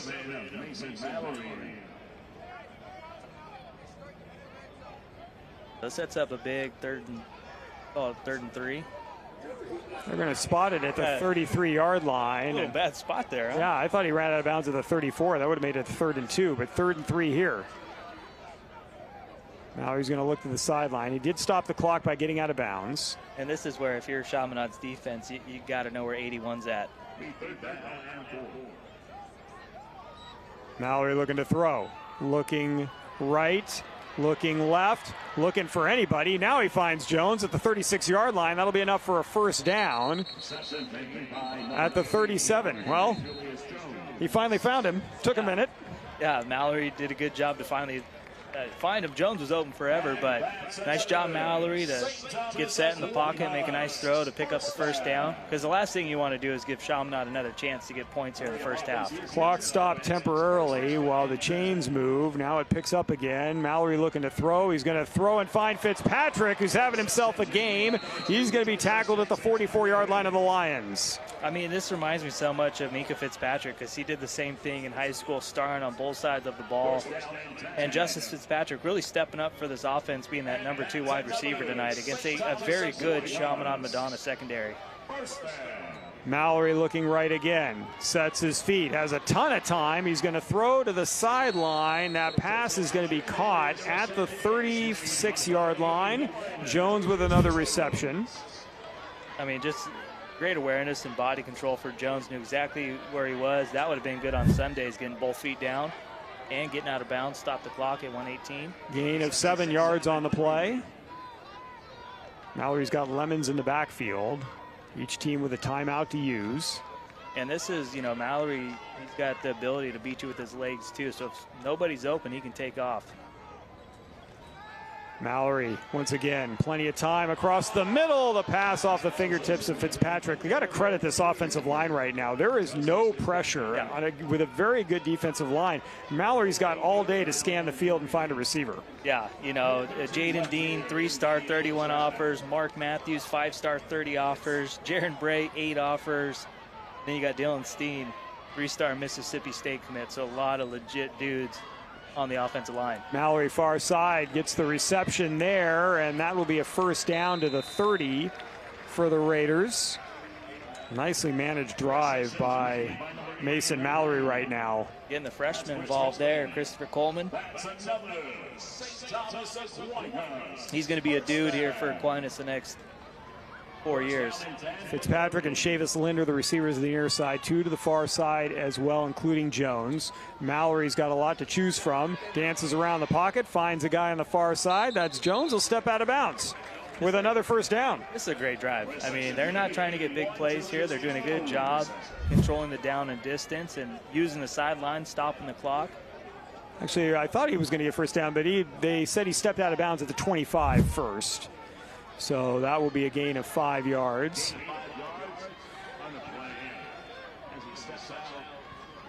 It's interesting. I don't think the first down markers went back to the right spots. He got to the 30. This works. All right, so it's a 2nd and 4 then instead of 2nd and 5. Mallory. Pressure coming. This time a blitz. Great pressure by Bryant Junius. The Lions had to do something, and they send a couple extras, and they get their first sack of the game. And that's tough. Mallory, he didn't have much time there. You really want him to throw it away, but he wasn't even outside the pocket, so even if he throws it away, no receiving there, it would have been intentional grounding. What a job by Junius, though, to come right up the middle, get the big sack. This dude's been producing for Chaminade-Madonna his whole high school career. Had 69 tackles as a sophomore, 72 as a junior, and he's putting together an impressive senior year with 53 tackles coming into tonight. That sack, not only a loss to Zack of 10 yards, but forces St. Thomas Aquinas to use their final timeout. So they are out of timeouts with 41 seconds to play, and they've got a third and about 15 here at the 36-yard line. They're in a good spot, too, with 41 seconds. So if you don't pick up the first down, you won't be in too much of a hurry to run the field goal unit on. You got plenty of time for that. If you want to elect to go for the field goal, it would be, you know, around a 40-yarder. If you get it just inside the 25, they got to get to the 21 for the first down. But how big was that? Julius Jones stepping out of bounds before picking up the first down, and then the next play you get that sack forcing a 3rd and long. Yeah, a couple big, you get a great offensive play, and then you get a nice defensive play that follows it. Let's see what they do here. If I'm Mallory and you get one-on-one with Fitzpatrick, that's who I'm looking towards here, being that big body receiver at 6'2". Mallory has Lemons to his left-hand side. And that's why it's nice stacking Jones with Fitzpatrick on the same side of the field, because you're going to most likely get double coverage on Julius Jones, who's to Mallory's left.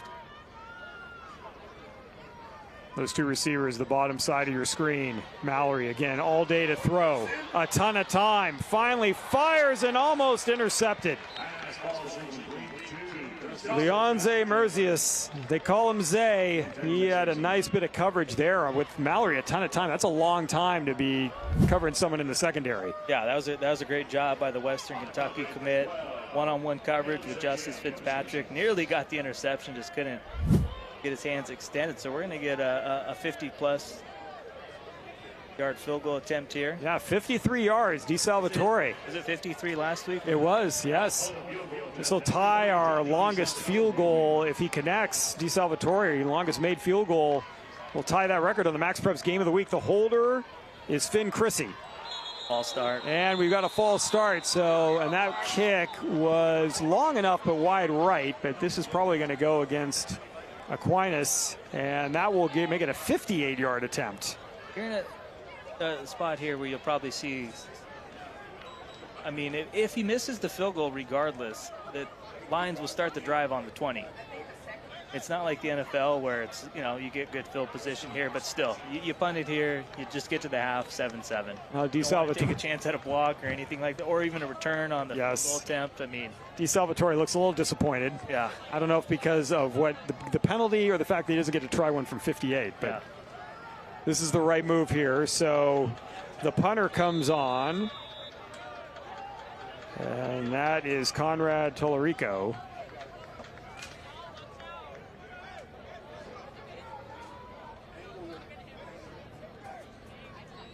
Tolorico, good snap. He's trying to kick it away from Lopez, and it will bounce into the end zone. So the end result is the same, I guess. If they had tried the 58-yarder and missed, it would have been at the 20, and here it's at the 20. But, you know, you take away the chance of getting blocked, returned for a touchdown. Exactly. A lot of bad things could happen if you're the Raiders. So I wouldn't be shocked here, too, if Damian Jones is pretty aggressive. I wouldn't be shocked here if you let Leonard throw the ball here, see what happens, or you give it to your four-star running back, Derek Cooper, see if he can pop one. I mean, you do have one timeout left. If you know, sometimes the first play will tell you if you get like 19, 10 yards, 19 yards, 20 yards, somewhere in that neighborhood. I say 19 specific. That's a very specific number. Not 20. But 19. Yeah. Cooper, though, had that 19-yard run on a 1st and 20 a moment ago. Apparently that got stuck in my brain, but even something like that gets you started well. We're going to need 27 yards here. They're not even taking a chance, man. All right, well, there you go. So much for my 19 or 27, 26 and a half. We'll put our rulers back in our pockets, and we'll take it to halftime as we've got a tight one here at St. Thomas Aquinas, a tie score going into the break. Yeah, you know, it's crazy to think that there's only been 14 total points. Both offenses have showed things. Chaminade-Madonna has had some long drives, but just haven't come out with points. But I tell you what, Jeff, I've been impressed with big 88 for Aquinas, Wyatt Smith. Yeah, Wyatt Smith, a fantastic first half. Well, we got the halftime show coming up, top 10 highlights, and a few other surprises coming your way. We'll be back after this.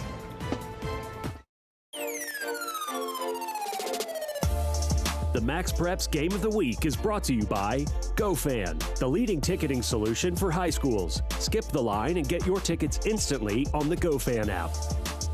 And by the NFHS Network. Watch your favorite teams live and on demand with the largest broadcast network for high school sports.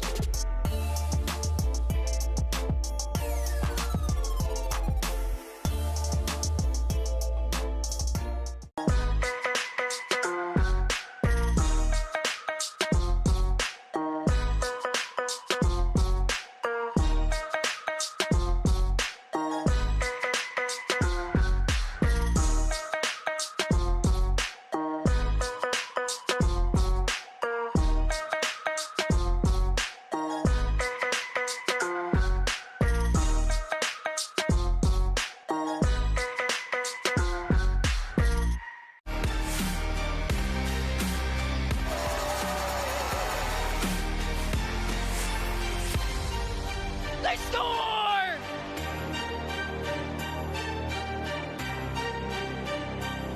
Cross comes in!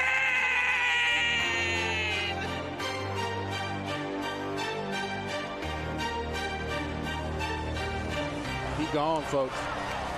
Look at him go. We're going to have to watch the clock. Our number one priority is protecting our players. That's why we're writing new rules for the sport and developing innovative educational tools that protect our athletes. This is player protection. This is high school football. Here we go, your top 10 plays as seen on the NFHS Network. Jaden Spellman, the ball's bouncing. Anybody can grab that. He'll grab it. He'll head down the sideline. One guy to beat. No chance. It's Mr. Spellman in the state of Texas. Do a little dance right here. Yep. All right, let's head to Michigan. Colin Nolan, the big running back, just plowing through defenders. This guy tries to get him. No chance. Howell High School, the big guy, Colin Nolan, in for the touchdown. Let's head to Lake Travis. I just love the pocket the lineman give Luke McBride so he could drop this dime to Weston Smith. Lake Travis, one of the top teams in Texas. Volume up. Here's the drop back by Brinkman. Over the middle, Walters makes the catch, 45-50, into Rocket territory, 40, 35-30. Adios! Touchdown! Touchdown! Touchdown! Cam Brinkman! Adios, Cam Brinkman to Andrew Walters. Look at Maryville High School here. Look at the spin move by Cohen Babalay, and then he goes back and gets into the end zone for Maryville High School. Volume up. Careful, he can't step out of the back of the end zone. It's a short snap situation. You practice these all the time. Quick kick for them. It's going right to our guy at the 35. Oh, and they're going to throw it near side. Open! And they've got blockers. Here goes Stubbs to the 10, the 5. Touchdown, Vestavia! Touchdown, Vestavia! What a call. What a play. Love the energy from the announcers on the NFHS Network. Big win for Vestavia Hills. This is Harlan Brannon. We've seen him before. Kenmore West High School, making it look easy in the state of New York. Let's go to Illinois. Evan Ellis here is going to catch this one. He goes up high, snags it, spins around, lands on his feet. Look at those jerseys right there. Look at those speed by Rock Island's Evan Ellis into the end zone. We're going to watch this one again. Watch him go up. He spins, lands on his feet, and then goes in for the touchdown. Sierra Canyon High School. Watch this pass right here. Sir Homer King Webb. Yep, Sir Homer King Webb snags it and heads into the end zone. Sierra Canyon, one of the best in the country. We're going to see it again. Replay time as he goes up. Oh, man, that looks nice. That looked like Evan Ellis' play before. Speaking of the best, let's go to Jeff Kurtz on the call. Scully play action. He's going to throw. He's got a man open, and look out. Oliver with a trio of defenders in pursuit, and are they going to catch him? The answer is no. That is a 90-yard touchdown play. Hamilton scores.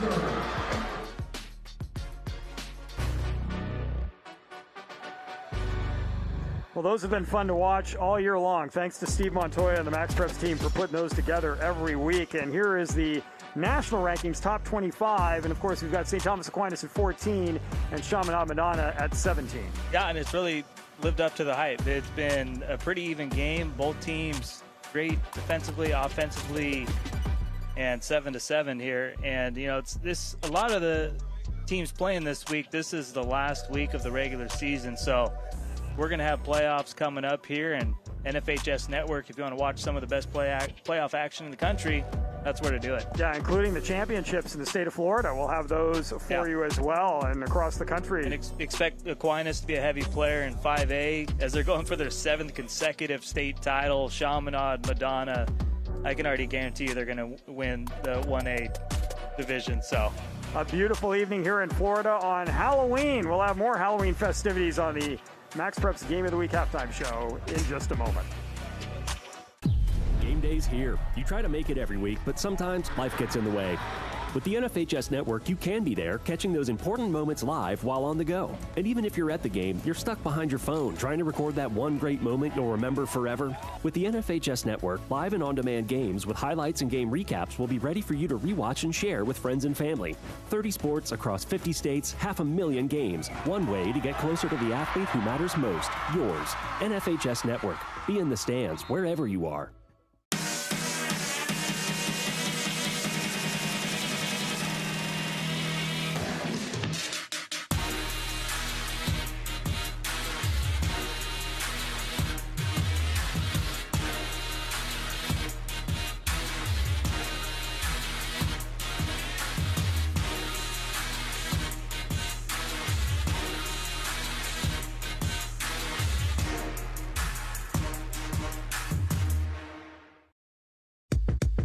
Number one priority is protecting our players. That's why we're writing new rules for the sport and developing innovative educational tools that protect our athletes. This is player protection. This is high school football.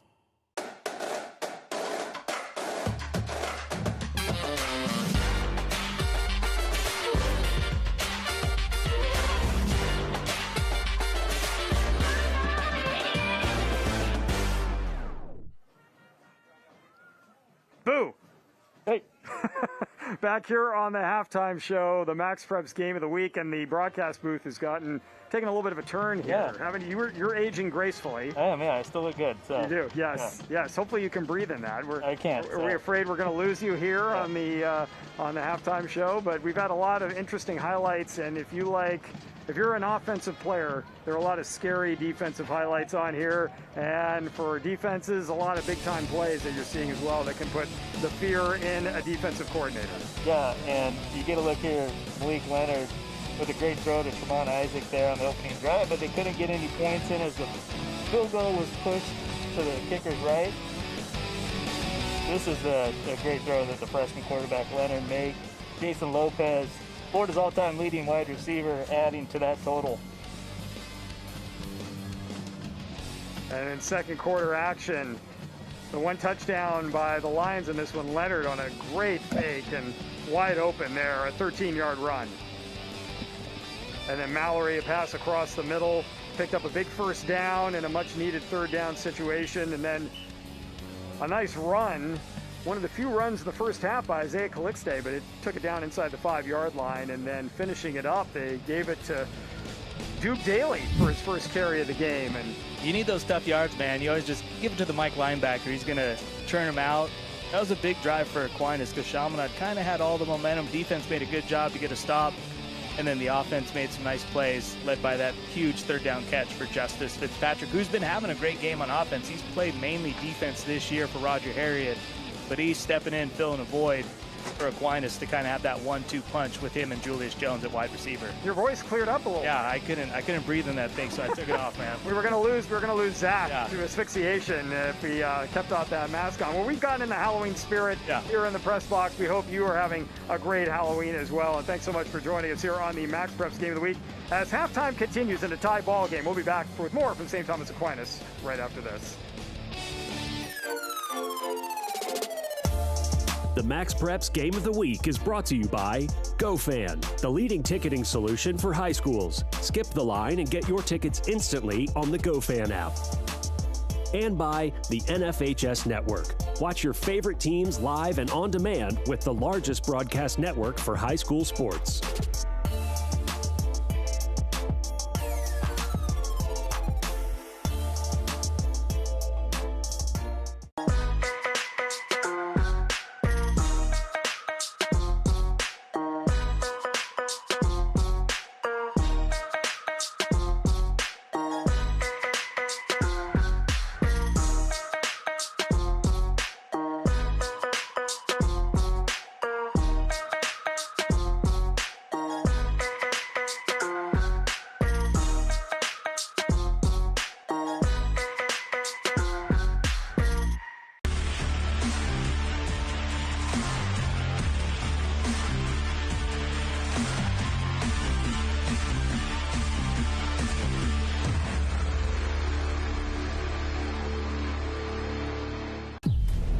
Here. You try to make it every week, but sometimes life gets in the way.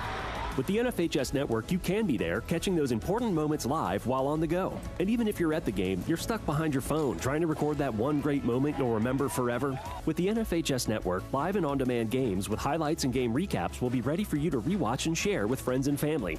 30 sports across 50 states, 500,000 games. One way to get closer to the athlete who matters most, yours. NFHS Network.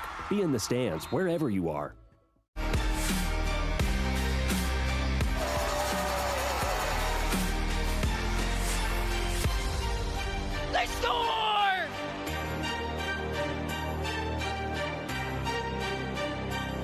Cross comes in!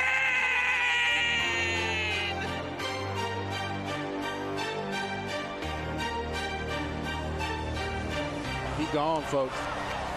Look at him go. We're going to have to watch the clock.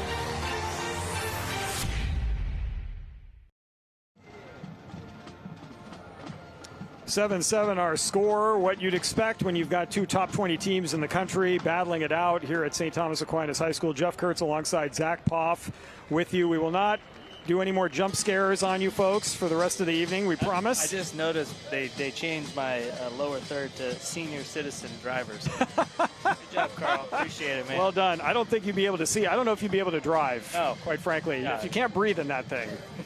7-7 our score between two very good teams, and you see that the band for St. Thomas Aquinas has gotten into Halloween spirit as well. We've seen some parents. I saw a couple parents walking around in Cookie Monster outfits, so everyone's getting into the Halloween theme here tonight. Let's look at some of the notable alumni first for the visiting team. The Chaminade-Madonna. We still have a job left to do. We can't start trick-or-treating yet. Dave Shula, class of 1977, leading it off, and I'll let you take it from here. His dad was a pretty good coach, huh? Yeah, not bad, not bad. And then John Beeson, stud linebacker. Hollywood Brown playing with the Chiefs now, and Kenyatta Jackson, big-time edge rusher for Ohio State. CJ Bailey, who threw for over 9,000 yards during his career at Chaminade-Madonna at North Carolina State. Jeremiah Smith, easily the best wide receiver in college football. When he can go to the next level, he'll most likely be the #1 pick in the draft. Would have probably been the #1 pick in last year's draft if he was allowed to leave after a freshman. And JoJo Trader, now at the U. That was a great group there in the class of 2024 with Bailey Smith, JoJo Trader, and Davion Goss, who's at North Carolina now. Yeah, that's a good crop right there. And we should just go back to, if you don't, we made a mention of, Dave Shula's dad was pretty. Don Shula, yes, the longtime head coach of the Miami Dolphins. I think his brother is now the defensive coordinator, not Don Shula's brother, but Dave Shula's brother? Yeah. Okay. Defense coordinator for the Rams. They're doing pretty good this year. All right, let's look at the notable alumni from St. Thomas Aquinas, and we started out with Brian Piccolo. Chris Everett, we mentioned, longtime tennis player, fantastic professional women's tennis player, forever and a day. Her battles against Martina Navratilova back in the 80s were fantastic to watch. And then Michael Irvin from 1984. I've 3 nods to the 20th century, Zach. Thank you very much. Well, I mean, the stadium's named after Brian Piccolo. Chris Everett, one of the best female tennis players of all time. Michael Irvin, 3-time Super Bowl champ with the Dallas Cowboys, big-time wide receiver. Geno Atkins, stud defensive lineman. Aquinas' notable alumni list was the hardest to make because there were so many good guys left off. The Bosa brothers with Joey and Nick both picked. Joey Bosa, #3 overall pick. Nick Bosa, #2 overall. Sam Bruce, I mean, it's unfortunate that he's not with us anymore, but he was one of the most flashy players during his time at Aquinas. Nick Bonito making a name for himself with the Denver Broncos, already 8.5 sacks this year.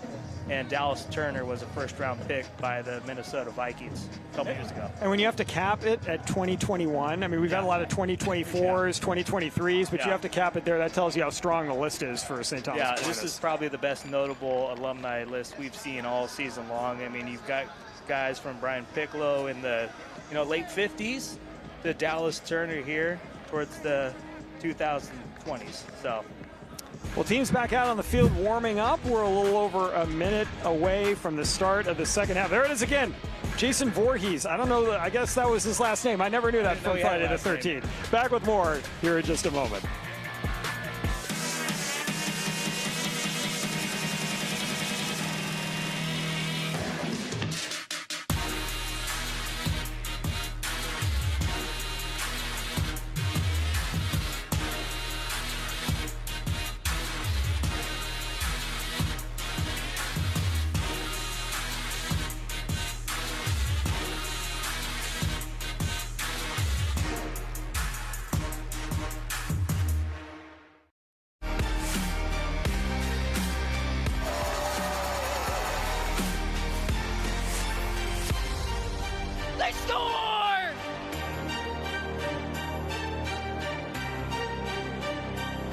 Cross comes in!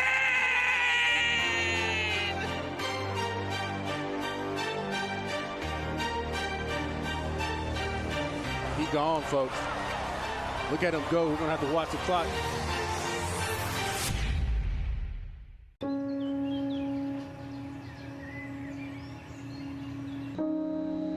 This high school gym used to be packed most nights. Not anymore. Do you know why? Because bad behavior by fans, especially adults, has caused a shortage of game officials across the country. You see, without officials, we can't have sports. Don't let this become reality. It's time for a change. Let's bench bad behavior for good.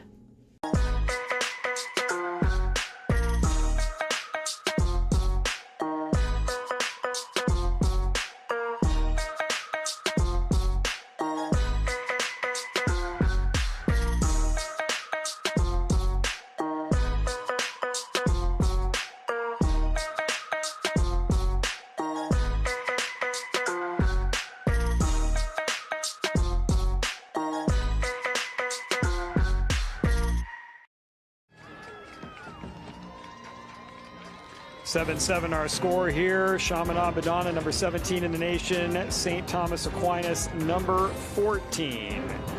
As halftime, I forgot about the 3-minute extra warm-up period. The teams have had that. They're getting and gathering themselves out there and getting set for the second half of play. This is the second matchup for these two teams since 1981. And Zach, you always have all the details on these going back to 2015. What do you got? Yeah, last year, Chaminade got the best of Aquinas, 29-22. A lot of guys playing in tonight's game had big games in that one. Derek Cooper went for 134 yards on 11 carries, had 2 touchdowns. Kamari Hall, who was a senior last year, had a huge night as well with 162 yards on 11 carries and 2 touchdowns.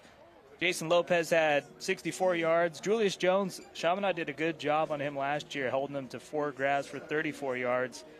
And Amari Stevens, who's now on Chaminade, was playing for Aquinas last year and had a receiving touchdown in that one. So this is actually the 12th meeting all time. The first 10 came between 1963 and 1981. Chaminade holds the all-time lead, 7-4. So this one's gone a pretty far way back, but they went from 81 to 2024 without playing each other. So it's nice to have these two prominent programs in the state of Florida face off. It's a special night in a lot of ways. I mean, it's great to do this on Halloween, and then on top of that, these two teams starting up a rivalry that when they start merging this into an open division in Florida, is that next year or the year after? It'll start next year. Then they're great for the state of Florida because now you're going to get Chaminade-Madonna, American Heritage, Aquinas, Miami Central, all in the same playoff bracket, Miami Northwestern, which is exactly what you want. You want your best teams playing in that same playoff bracket. It's kind of similar to what Arizona's doing. and I wish every state would kind of follow suit. Yeah, instead of like pretty much locking in Chaminade-Madonna for the 1A championship every year, it gives those schools in 1A a chance to compete. You get some new schools with an opportunity to get a title, and then meanwhile you get all the top teams playing against each other. Makes for some great football or whatever sport you're playing, basketball, baseball, whatever it might be, softball, volleyball. You want it to always have kind of that same level of competitiveness, and that's what you see when Florida moves to that open division. It's going to be great because you're going to have 8 great teams vying for the #1 state title in the state of Florida. Sedon going to kick off for Chaminade-Madonna as we go to the second half, and he got about halfway to the football and then looked back at the official, who I think said something to him. Is like, not quite yet. We'll try it again. Take 2. Sedon puts the ball into the air. The result is going to be the same either way. In fact, he puts even more leg into that and gets it out of the back of the end zone. Another touchback for a kicker who's done that on every single kickoff this year except for one. I need to go back and watch tape and find out the one. I know. We'll have to. That'll be the research project for this week. Well, let's look at the first half. And I tell you, someone texted me stats as well. Oh, very nice. We'll get some of those in there as well. Very good. Shout out, Nick, man. Appreciate you. Yeah, so first half of play, St. Thomas Aquinas had the ball 6 times. They started their own 20, their 11, their 43, their 20 again, 27, and 26. They're going to start out here in the second half of their own 20. They went punt, punt, punt, punt, touchdown, punt. A lot of P's on the scorecard for both of these teams. Look at Chaminade-Madonna when they get the football. Here's a handoff on first down, and not a lot of running room as another tackle for a loss for the Lions. They had a few of these in the first quarter of play, and then suddenly the Raiders started to move the football a little bit more effectively in the second quarter. Yeah, Mallory, 12-18, 97 yards, had 5 carries for 12 yards. Julius Jones, 7 grabs, 22 yards. Justice Fitzpatrick led the way in the receiving department with 69 yards on 4 catches. Second down and 12, a loss of a couple. Mallory's going to roll out after play action, throw across the middle, and that will be incomplete. Going through some more first half stats, 3 penalties for 15 yards in the first half for St. Thomas Aquinas, 5 for 25 for Chaminade-Madonna. The Raiders had 10 first downs in the first half, the Lions with 12. And Duke Daly had the lone touchdown for the Raiders. And Leonard running the football in from 13 yards out for the Lions. And that is your first half recap in about 2 minutes. Yeah. We are nothing if not efficient here on the MaxPreps Game of the Week as Mallory with 3rd and 12. Looking to throw, has time across the middle and leads his receiver a little bit too far. That will be incomplete. 4th down. The target there was Chavis Linder, and the punting unit is going to come on yet again for the Raiders. This will be their 6th punt of the game. Yeah, that was tough. He did have Linder open, but he had a couple open receivers as well. So nice job by the Lions defense here to open the second half, forcing 3 and out. Tolerico on to punt. He's standing inside his 10-yard line. Good snap. And nice blocking up front. He's able to get the kick away. It's going to drive Lopez back. What a kick that was. Holy cow. Tolerico deposits the football inside the 30-yard line at the 28. That was, I mean, you can't draw it up any better. Angled that perfectly. You look at Chaminade stats offensively. Malik Leonard, 10 out of 19, 145 yards. Had that rushing score. Jason Lopez, 2 catches, 54 yards. Derek Cooper, 9 carries for 54 yards. Arwen Jackson had 34 yards on the ground, and Tremont Isaac, 3 grabs, 44 yards. Tolerico, a 54-yard punt. That was a great punt. I mean, that was perfect. Angled it perfectly, no chance at a return. Chaminade-Madonna now, after forcing a 3-and-out, starting at their own 28-yard line. Leonard back out on the field. His team started at their own 20, their 42, their 20, their 10, their 30, their 27, and their 20. Starting here at the 28-yard line, he's going to connect on that first pass to Denarius Gray. They had a missed field goal from 33 yards on their first possession, then went punt, punt, touchdown. That was the Leonard 13-yard run. Punt, turnover on downs, and end of half. They took a knee to end the half there as that pass play went for 8 yards. Here's a handoff. Cooper, and once again, Wyatt Smith. Wyatt Smith is going to be a guy that Chaminade-Madonna's offense sees in their nightmares. He's going to be like Freddy Krueger. I mean, he came into this one with a very productive junior campaign, 73 tackles, 10 tackles for loss, 6 sacks. He's putting on a performance here tonight at Brian Piccolo Memorial Stadium. A loss of 2 makes it 3rd and 4. Showing blitz from the outside is Philip Goodrich. He's going to come, and Leonard's going to throw, and he's going to overthrow his receiver, but we got contact down the field. Looks like they're going to get Jaden Carey on the PI call. Jason Lopez sure did a good job of selling that one. We'll have to see on the replay if there was a lot of contact. That will be a pass interference. That's going to be 15 yards and a first down for Chaminade-Madonna. His jersey. That was a pretty easy call. That equals the amount of penalty yardage that Aquinas had in the entire first half. And the ball is going to be at the 49-yard line after the penalty. So a 3rd and 4 results in a first down on the pass interference call against Carey covering Lopez. Leonard has got a double tight end formation with Cooper in the backfield. He's going to give it to Cooper. Cooper runs right, takes it across midfield before he is pushed back at the 48-yard line of the Raiders. That's where his forward progress will be stopped, a gain of 3. Yeah, Raiders defense, they've done a good job containing Derek Cooper. And I think that was kind of the game plan coming in. You got to force the freshman quarterback to beat you. Don't allow the 4-star Texas come in out of the backfield. Arwin Jackson's going to come in at running back, replacing Cooper here on 2nd and 7. Jackson the carry, jump cut across the line of scrimmage. You know who is in attendance for that tackle, Wyatt Smith. Finally, Jackson brought down at the 45-yard line, a gain of 4 more. Yeah, if you're the Lions here, you like this spot. You got 3rd and 4, and you get positive yardage here. You could see Damian Jones elect to go for it if it's a 4th and short situation. I mean, it's remarkable. Smith, they're running away from him every time, and he just flies into the play at the last moment. He's been all over the field. This is impressive performance from Big 88. He's the guy you think you finally escaped from in the haunted house, and he jumps out from behind a tree, and now you're dead. It scares you. Or that. I'm thinking horror films here, but maybe too much for a family broadcast tonight. Who knows? Who was it? Jason Voorhees? Is that the last name they gave? Yeah, for Friday the 13th, yeah. They get an early timeout here. Lions are going to call a timeout and talk it over on 3rd and 4. There's Smith. And Leonard with his offense walking over to the sideline to figure out what they're going to call here with 9:02 remaining in the 3rd quarter.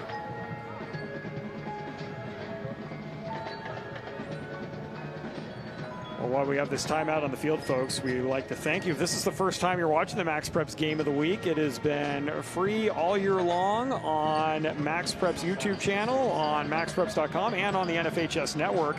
And if you are watching this game on the NFHS Network, or you're like, well, I'd like to watch games on the NFHS Network, we invite you to do that. It is a subscription that you will need to purchase, $13.99 a month. Gives you access to any game taking place across the NFHS Network over the next 30 days. Of course, there's so much great football and other coverage coming your way all year long. High school coverage across the board. You'll want to get an annual pass and get everything, including we got a bunch of high school championships coming up here over the next 45 days. If you want a doubleheader today, you can just watch Modern Day Bosco after this one. That's right. There you go. That's a great entry point. So invite you to do that and become a part of the NFHS Network. On 3rd down, Jackson started to shift right, then he goes left, then he goes right again. Now he sets up. Leonard going to throw across the middle and incomplete. And we've got a penalty marker, 2 of them down at the line of scrimmage. I thought Jackson might have still been in motion a little bit. He hadn't quite come set there before the snap of the football, but let's see if it's a motion call or something else.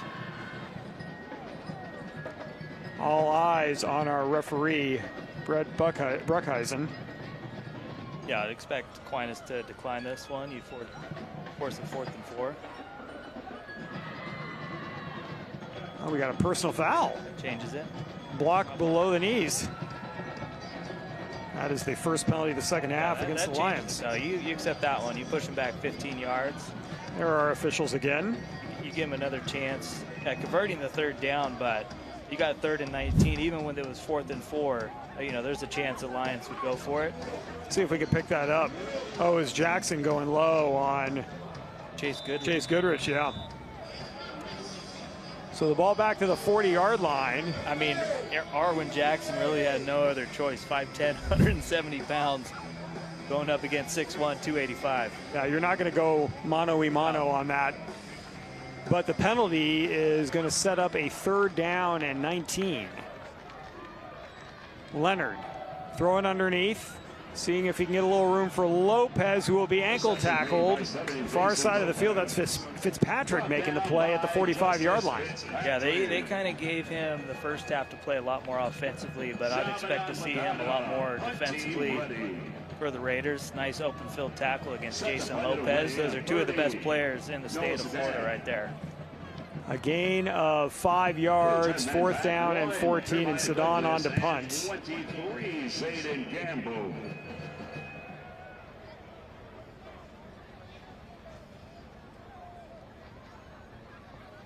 Good snap. Sedan low kick. Fair catch is called for inside the 25-yard line. So the ball at the 23-yard line, and the defense is dominating here in this game. I mean, not unexpected. You have a Chaminade-Madonna team giving up just 11.6 points per game coming into this one, and just 13.6 being given up by St. Thomas Aquinas, so not a surprise, but these offenses have been prolific. You mentioned over 40 points a game, 40.8 to be specific for the Raiders, 39.5 a game for the Lions. Yeah, and you know, that's just, now you're playing a team kind of at your competition level, so you're going to see that number drop drastically. We saw it last week in Arizona. You know, Hamilton was averaging nearly 60 a game. Dropped down to 28, still won pretty easily, but just when you start playing the tougher teams, you're going to see obviously less points on the scoreboard. They're going to run the option. Nice job faking the jet sweep, the Raiders, and they're running the option to the far side. That's a short gain on 1st down, 3 yards to the 26. Hey, that's a good job by Lions defense. Everybody kind of staying home and staying in the lane. That's been one thing I've been impressed by. No one over pursues with Chaminade-Madonna. They, you know, and no one plays hero ball where they're trying to do too much. And these are, you know, two programs with two great coaches, and they do a good job listening to their coaches. Handoff Lemons, who had the carry on the last play, and he is unceremoniously tossed to the ground after picking up about 4 or 5 yards on the play to the 32-yard line. It's a 3rd down and 2. That tackle was made by, that was R.J. Alphonse, the linebacker. Or Javoris Finley, excuse me, yes. 3rd and 1. Lemons again the carry, disappears into a mound of humanity shy of the 1st down. Oh, yeah, he didn't get that. It's going to make it 4th down. This is a tough spot. I mean, it's 4th and about 1.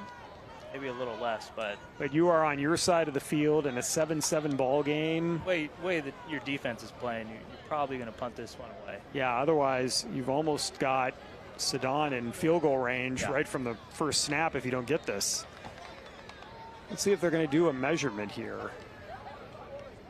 Looks like they are. I know the NFL went to almost a virtual measurement now, but I'm not as much of it. There is some drama to this part right here that you miss, I think. And there you go, about a football length from a 1st down. See, if the NFL goes completely virtual, I'm going to miss that. There was a little bit of controversy in that Commanders-Chiefs game last week where... I missed that one. I was watching, I think the World Series was on as well. I was down to one TV, which is not normal for me. You don't have multiple screens going on in your house? I usually do, but you had to focus. Yes. As a Dodger fan, you wanted to focus. I get it.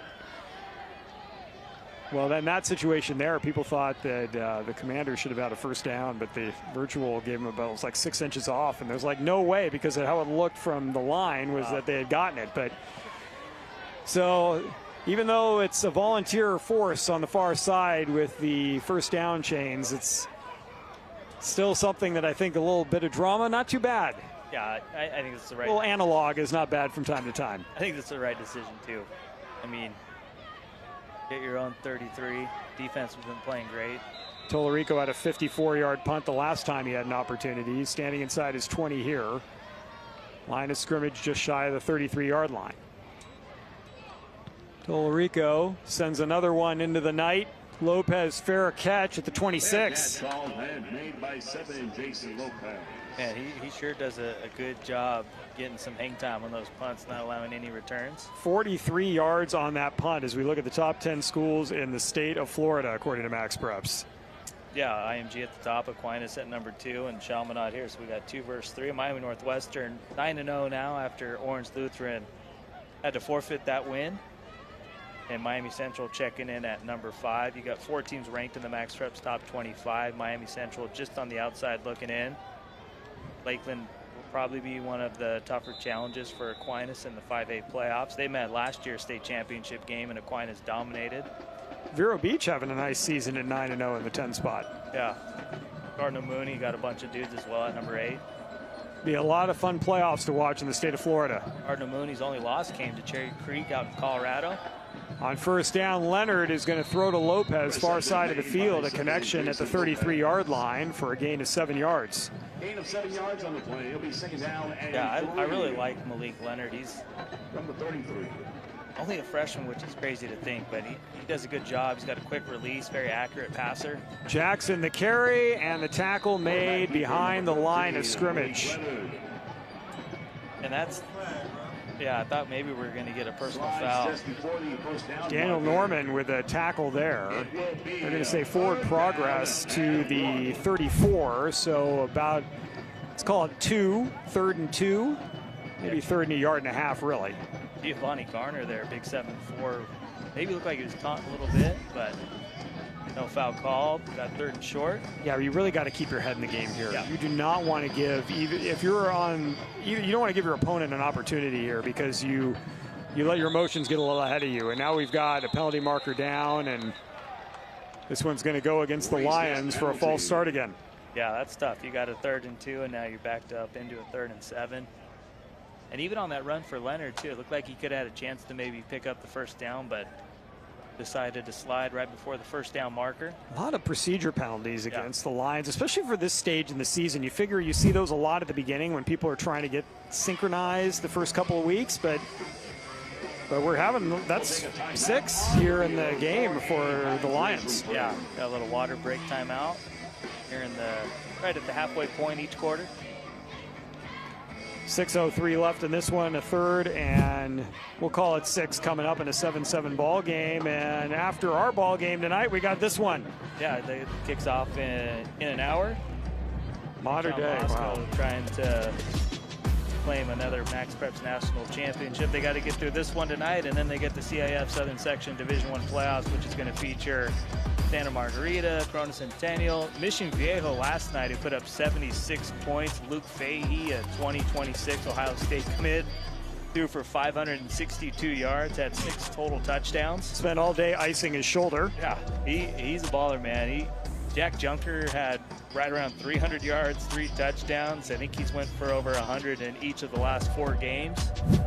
And then we haven't even mentioned Sierra Canyon. They'll be in that as well. I think Sierra Canyon is a team most people are picking as the dark horse to maybe win that one.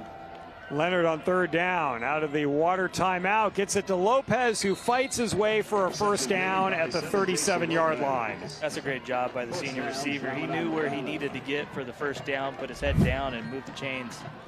That's just the 2nd first down here in the quarter for either team, and we've gone more than halfway. Raiders showing blitz.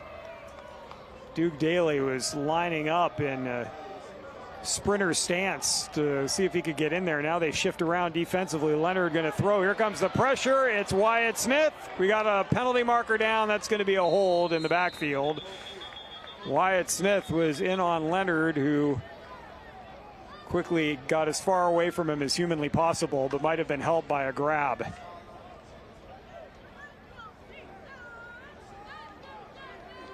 Yeah, it was a good job by Leonard to get out of it, but it doesn't matter. Holding penalty brings it back. So after the first down pass play to Lopez, it will now be 1st and 20 after the holding penalty.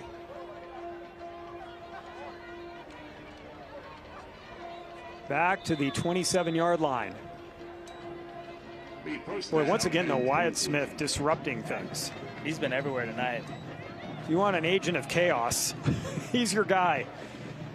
I mean, there's a bunch of dudes in this game that, you know, have got a bunch of offers, 3 stars, but he's been arguably the best player on the field.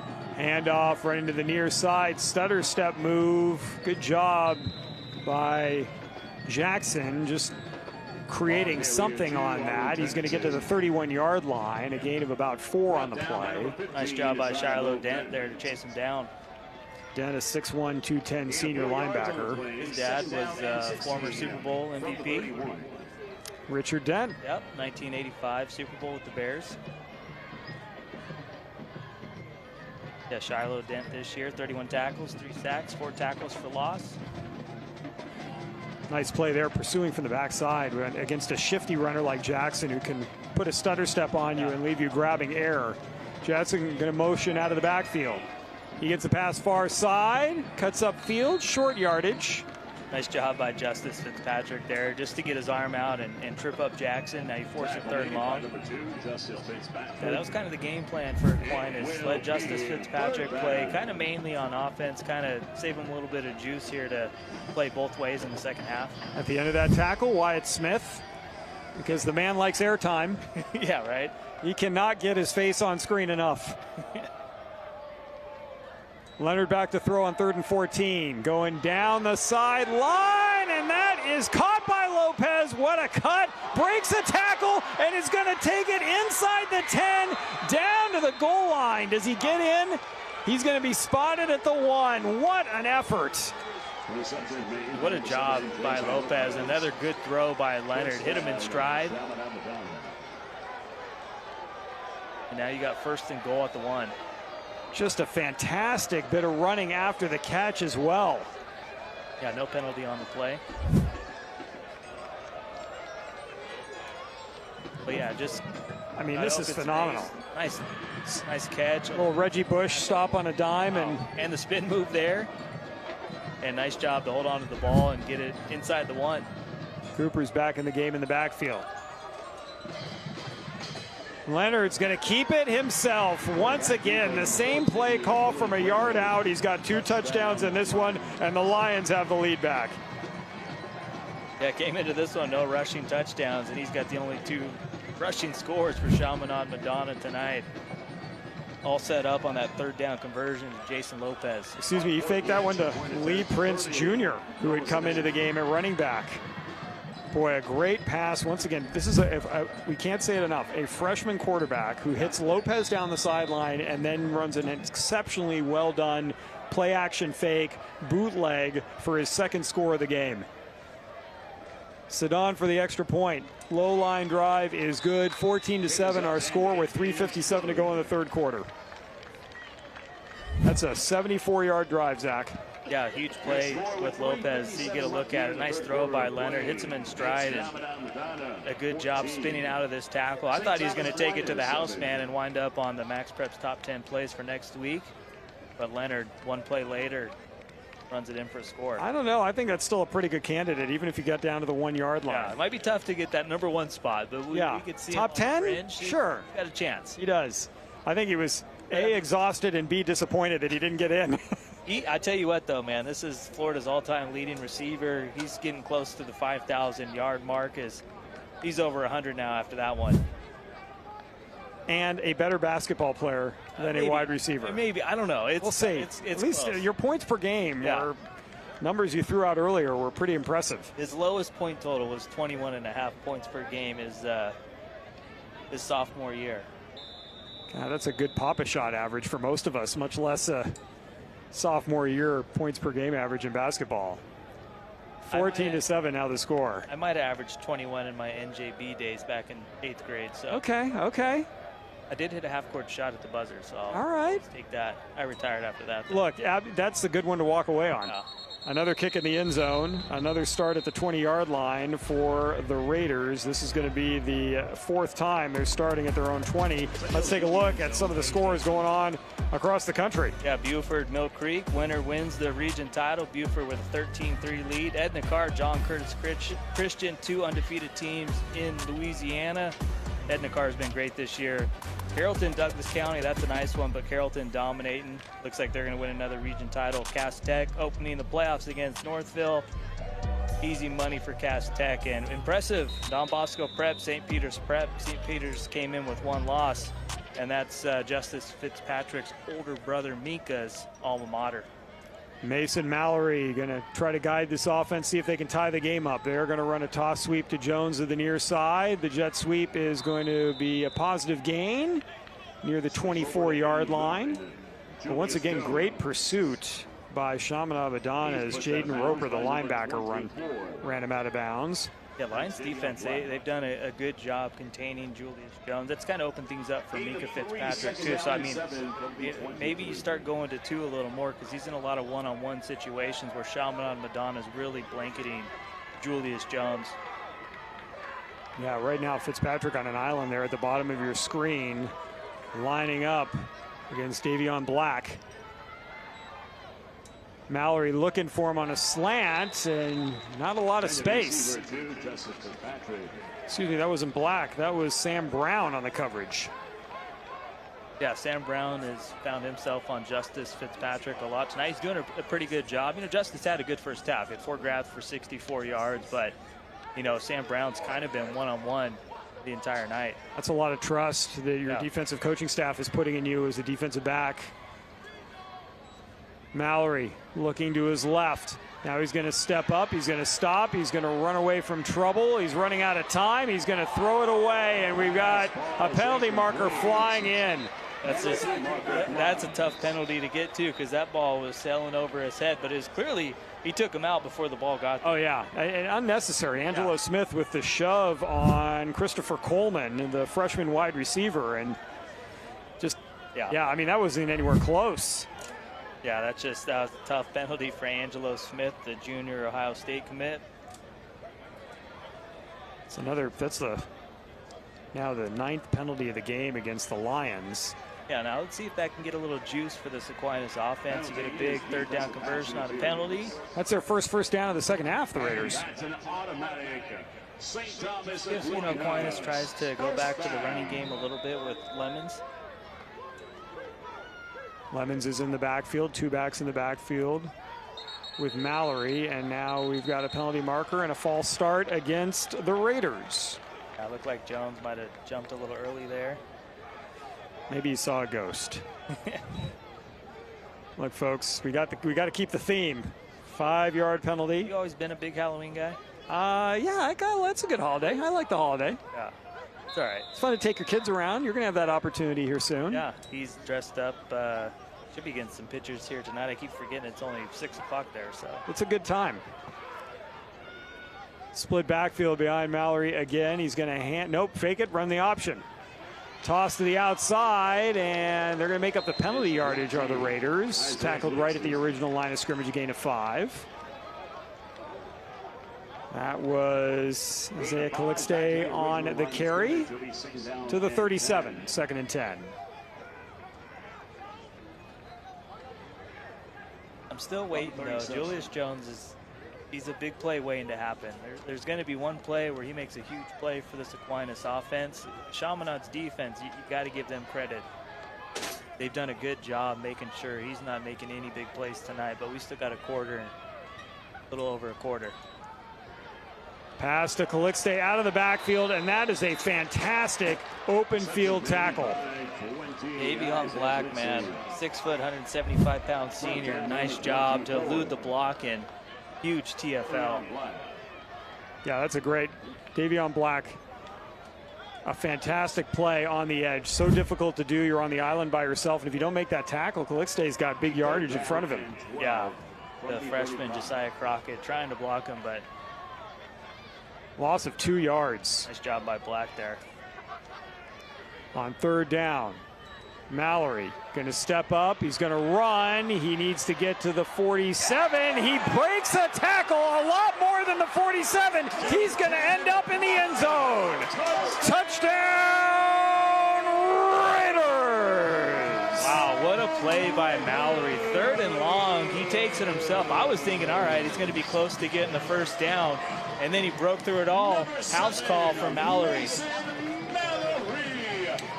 Wow. And that's what we were talking about before. His game-breaking ability to make plays with his feet. No receiver open. He takes off, man. And he hits that burst, and nice job by his receivers blocking down the field. You're not going to catch 7, man. 5th rushing score on the year. 65 yards on the carry. What a play.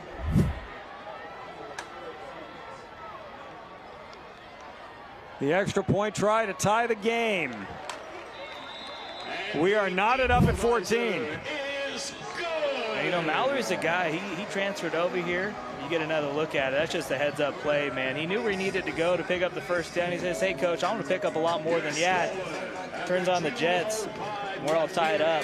But he's a guy that transferred over from West Boca Raton. He led them to an undefeated season last year, a state title, the first in program history. And he wants to close out his career here at Aquinas, leading them to a 7th straight state title. Ran right to his fan club. It's right there, that move right there, where it looks like he's about to be tackled, and he just emerges and then ends up in the end zone. Fantastic play by Mallory, and like you said, great blocking by the receivers downfield. Yeah, and he shows you his speed too. And he's had some opportunities to run and hasn't. Yeah. So maybe lull the Lions to sleep just a little bit. Yeah. I mean, he came into this one 3 yards shy of 400. Well, if they were sleeping on him in the run game, they're not doing that anymore. So most of our scoring tonight by quarterbacks on the ground. 2 rushing touchdowns from Malik Leonard, and now Mason Mallory adding 1 on a big 3rd and 12 situation that results in points. Yeah, who would have had that on their bingo card? You got 4 rushing scores, 3 by a quarterback and 1 by a linebacker.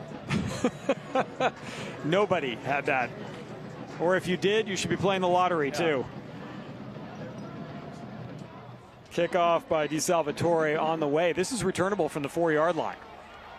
Nice cut at the 10, but the Lions won't make it back to the 20. Or if they do, they're right at the 20-yard line. Short return, about 16 yards. How big was that penalty on Angelo Smith? Because Chaminade was a play away from forcing another 3 and out. Aquinas gets the first down after the penalty, and Mallory did the rest.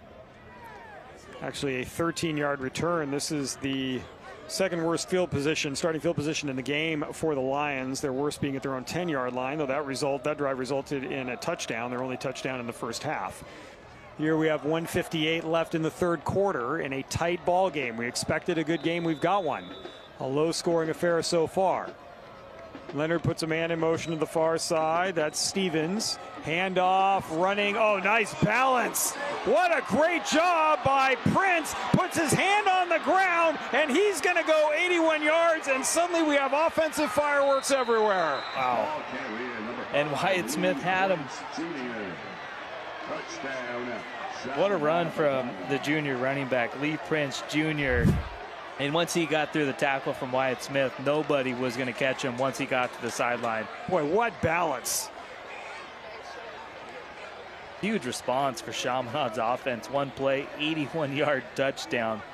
I guess the running backs heard our commentary and said, we want to get in on this mix. Look at that play. Look at the balance there from the junior running back.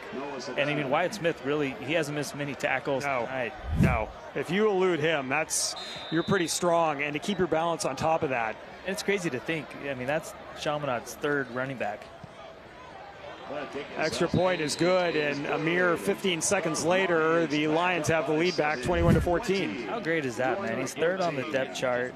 Lee Prince Jr., and he does a good job bouncing it outside. Look at the balance, puts his hand down, and then he just turns on the speed. You're not catching that dude down the sideline. His 6th rushing touchdown of the year, 81 yards. He had 428 yards coming in. He's had some carries, of course, over the course of the game, but boy, when you make up almost a quarter of the yards you had coming into this game on one play. And you look at it too, the balance of this offense, 229.3 yards passing per game, but the bread and butter is the rushing game, and they're averaging 254.5 yards rushing, and that's, you know, really offensively so far, the run game hasn't been the #1 strong suit for Chaminade's offense. It's been Malik Leonard finding guys like Jason Lopez and Tremont Isaac, but huge run there from Lee Prince Jr.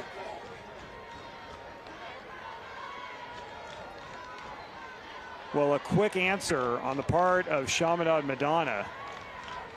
Yeah, look at that. 2 plays, 65-yard touchdown run, and then an 81-yard touchdown run. Back to back. Sedan, who has made a habit of kicking balls into the end zone all year long, is going to do it again here. I mean, you might as well. Now he's just showing off. Let's take a look at those plays again. Those back-to-back plays, first starting with the Mallory run. Yeah, this was 3rd and long as well. Good job by Mallory to step up in the pockets. He's got a lane, and then a good job, cut, and he takes it all the way for 6.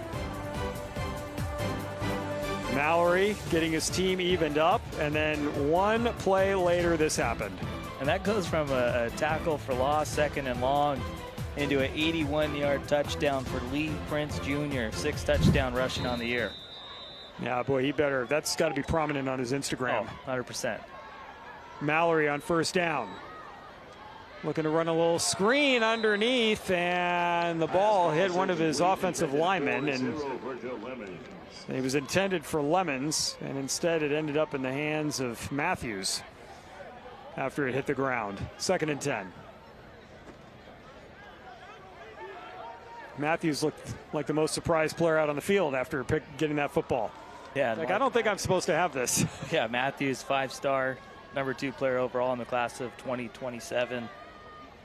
Well, when you're 6'6", 300 pounds, but you look like you could play wide receiver at the same time, you're a pretty athletic offensive lineman, and you're going to be wanted by a lot of teams. Mallory going to throw underneath, and once again, fantastic coverage on that pass to Fitzpatrick. Sam Brown doing a job today. So just like that, you got 2 incomplete passes. Now you're looking at a 3rd and 10. Yeah, I mean, job by Brown. Really didn't get the contact there till the ball hit his hand. So, I mean, the timing on the pass is right on the money. It's just Brown's coverage is outstanding. Yeah, that was great. I mean, he's really been one-on-one the whole night with Fitzpatrick. Could you say he's haunting Fitzpatrick? We'll see if he does here. The pass down the field and incomplete. I think he is. I think there might need to be an exorcism on the part of Fitzpatrick because Brown is all over him. Fitzpatrick had a little bit of space there. That one just overthrown a little bit from Mallory. And looks like he's holding his arm too. Got away with it maybe there. Look, poltergeists are annoying. 3rd down turns into 4th down. 4th and 10, and Tolorico back out there. It's only been feast or famine for St. Thomas Aquinas in this game. They're either punting or scoring touchdowns. The kick away. Lopez going to step up. He's going to let it bounce. And that is going to take a roll down to the 30-yard line where it will stop. 50 yards on the punt. Yeah, it's a big opportunity for Chaminade-Madonna's offense here to put a drive together and get their first 2-score lead of the game. Yeah, good job by their defense there to force a 3 and out after that 1-play drive for 81 yards.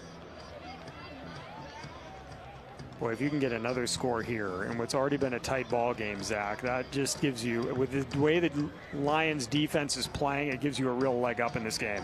Yeah, I mean, this offense is so well balanced. I mean, they got 3 legit running backs, 4 to 5 legit wide receivers, an experienced offensive line with 4 seniors led by Ashley Walker.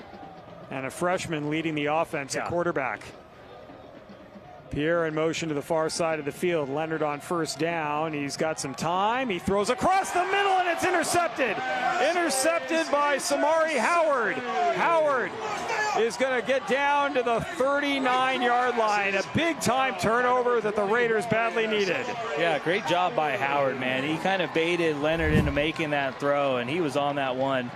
Stepped in front of it, and a nice return after the interception. Yeah, Leonard thought he had him open, but Samari Howard, the 6'1", 165-pound junior, big-time play for Aquinas, the play they needed to get momentum back on their side. And now they need to capitalize. First time they're starting out on the Lions side of the field. In fact, first time either team starting on the other team's side of the field. Our first turnover of the game, the interception. Yeah, first interception on the year for Samari Howard. Offers already coming his way, 3-star, 13 offers. Florida State, Ohio State, Oklahoma, Penn State, Missouri, Georgia Tech. Some of the notable ones that have already offered the junior DB. Mallory is going to throw. He's looking for Jones. Jones hauls it in at the 1-yard line. What a catch. I mean, nice throw by Mallory, too. And that's what makes Jones so special. His play to make catches in tight windows. I mean, that was good coverage on the play. And Julius Jones able to track that one down, setting up a 1st and goal. Yeah, great play, great catch. Boy, that's some fantastic concentration on top of it. His body control off the charts, man. He just stuck with that one, comes down with it. He slowed himself down. You could see it, so he could concentrate on the football, and Brown was draped all over him. 1st and goal from the 1-yard line. Like, yeah, Brady Palmer back in at quarterback here in the goal line situation. The senior. And he going with the linebacker in the backfield once again with Duke Daly. That's right. Daly is going to get the carry, and he's going to get in from the 1. Do we have a signal yet? Yep. There it is. The Raiders respond. All started with Samari Howard's interception. Then they hit Julius Jones, showing his big play ability. And then, hey, guys, let's bring in the senior linebacker, Duke Daly, to get a 2nd rushing touchdown of the night. Right, they brought in the Duke. And once again, an opportunity to tie this game up with the extra point for the Raiders. So the Raiders have never had a lead in this game. No. The Lions take the lead, the Raiders come back. The Lions take the lead, the Raiders come back. And now for the 3rd time, an opportunity to tie this game up for St. Thomas Aquinas. The extra point from DeSalvatore is good, and we are tied at 21 with 23 seconds left in the 3rd quarter. Well, Kurtz, I think we picked a good last one to do here. We knew we had to come out to Florida, man, and if you're going to come out to Florida, you might as well come to 2 of the premier programs here. St. Thomas Aquinas has been great to us, and same with Chaminade-Madonna, allowing our social team to get some content, getting a look at both campuses. And this game sure living up to the hype, man. I mean, you look at these 2 programs. St. Thomas Aquinas has finished ranked in the MaxPreps top 25 8 times over the last 10 years. 3rd most, tied with Mater Dei, only trailing IMG Academy and St. John Bosco. Chaminade-Madonna has had 4 consecutive years finishing in the top 25. So these 2 programs have been 2 of the best high school football teams in the country over the last decade. Zack Aquinas obviously even longer than that. Zach, we had 21 points scored the first 34 minutes of the game. Yeah. We've had 21 points scored in less than 2 minutes. You think BJ's up? He is. He is. Maybe if he fell asleep, he's been really the curse. So BJ Pilling, president at Play On Sports and overseeing MaxPreps. A little bit of the brains behind the MaxPreps Game of the Week. And we've been encouraging him to stay up late when he lives on the East Coast for our West Coast games. It's been a tough slog. But appreciate all of you who've joined us over the course of these last 12 weeks in our inaugural season of the MaxPreps Game of the Week. This is returnable from the 5-yard line. And out to the 25, and a fumble on the play as well. The Raiders say they've got it unless they're going to rule Isaac was down. I saw the ref throw his beanbag out, so I think this is going to be a fumble. Conversation happening. Are we about to have back-to-back turnovers? And here we are. Fumble recovery. Wow. 2 huge turnovers for Chaminade-Madonna. Tremont Isaac on the return. 29, Joshua Wilson. That's clean. That ball's out. That's a good call by the refs. That ball's out. Huge job by this Raiders defense and special teams, man. Back-to-back turnovers. Wow. And now starting in the or just outside of the red zone, excuse me, at the 25-yard line. And that's usually when you got 2 big-time teams like that, it usually comes down to turnovers, and Aquinas doing a great job here in the second half. See if they can get some more points off another turnover. Raiders looking for their first lead of the game. Lemons is in the backfield with Mallory. You got to watch Jones here, too. It's a first play after turnover. Mallory looking to throw. They're going to throw a screen, and it's almost intercepted by the Lions. Wow. As wanting to get into the act on that one was Damani Atkinson. Yeah, it might have been Ron Christopher. Ron Christopher Gonzalez, yeah, that was a 0. He wears 90 and Atkinson wears 99. Oh, that would have been a great one-handed interception if the sophomore Ron Christopher Gonzalez, 6'2", 275 pounds. That's a tough play to make for a skill position player. and especially a defensive tackle. He did a nice job reading that screenplay setup. 2nd and 10. Mallory's going to look to run a draw. And they're not going to let him get too far. A gain of 5 down to the 20-yard line. And as the Lions saw what happens when you give Mallory a little bit of space the last time he carried the football. And that will end the 3rd quarter. Well, now the Raiders are in the red zone. They have the football. They're tied at 21. They're looking for a lead. 4th quarter action coming up right after this on the MaxPreps Game of the Week.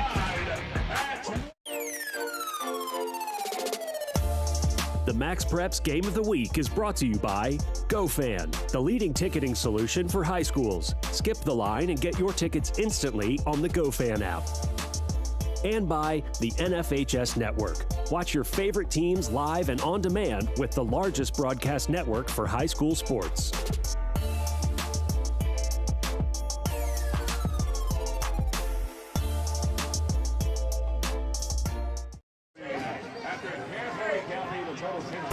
Back here at St. Thomas Aquinas High School, Jeff Kurtz rejoined by Nick Marino. And Nick, we were just talking about how we had 21 points scored in the first 34 minutes of the game. We've got 21 points scored in the last 2 minutes of the 3rd quarter, and the Raiders on the cusp of getting their first lead in this one. Your observations where you've been watching this down on the field before you're joining us here back in the press box. We appreciate you coming back on the broadcast. Appreciate it, man. It's been a lot of fun down there. I mean, you could see an energy shift right after that turnover, and then Aquinas, of course, forces the turnover on the ensuing kickoff as well. I mean, you guys picked a good one for the game of the week. It's going to be an awesome 4th quarter. We certainly did. Well, the Raiders now with the ball at the 20-yard line and a big 3rd down and 5 coming up here. What do you anticipate from the team? What are you hearing from the Chaminade-Madonna side of things? I think this is 4-down territory right here specifically for Aquinas. I mean, this is it's a rivalry game, 2 of the top teams in Florida. It means more when these 2 match up. Both are going to give it all. Come away with the victory here. All right, we're going to keep Nick on here for this first play of the 4th quarter. The handoff. No, Mallory's going to throw underneath that slant route again, and it's nicely defensed once again by the Lions. That'll make it a 4th down, and an interesting play call coming up here on 4th down. And out onto the field trots Johnny DiSalvatore, who's going to be attempting one from 37. This will be his first field goal attempt of the game. Johnny's a really fantastic kicker, Jeff. Last week, 4 for 4 against American Heritage, counted for 13 of STA's 19 points in this one. This is certainly within his range for Johnny. Just inside the right hash marks, looking to give his team a 24-21 advantage. The snap is good. The kick's got the length, and it is good, and the Raiders lead it 24-21. And Nick, on that note, we thank you so much for joining us between the 1st and 2nd quarter, the 3rd and 4th. Thanks so much for your time. Appreciate it, Jeff. Thank you, guys. That was Nick Marino, expert on Florida high school football, manages St. Thomas Aquinas Athletics. And that will allow us to bring Zack Poff back on as not a touchdown for the Raiders, but they get their first lead of the game on that 37-yard field goal. What you want to do, you turn turnovers into points, turn the last one into a touchdown, and they turn the fumble on the kickoff return into 3, and they take their first lead of the night here in the 4th quarter, 24-21. It was a close game last year when these 2 played. Chaminade won 29-22. In that game, they scored the game's final 14 points after trailing 22-15.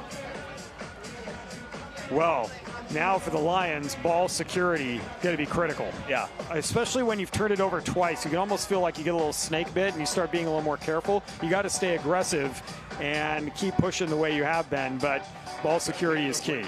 I love these situations because you got Malik Leonard, a freshman quarterback.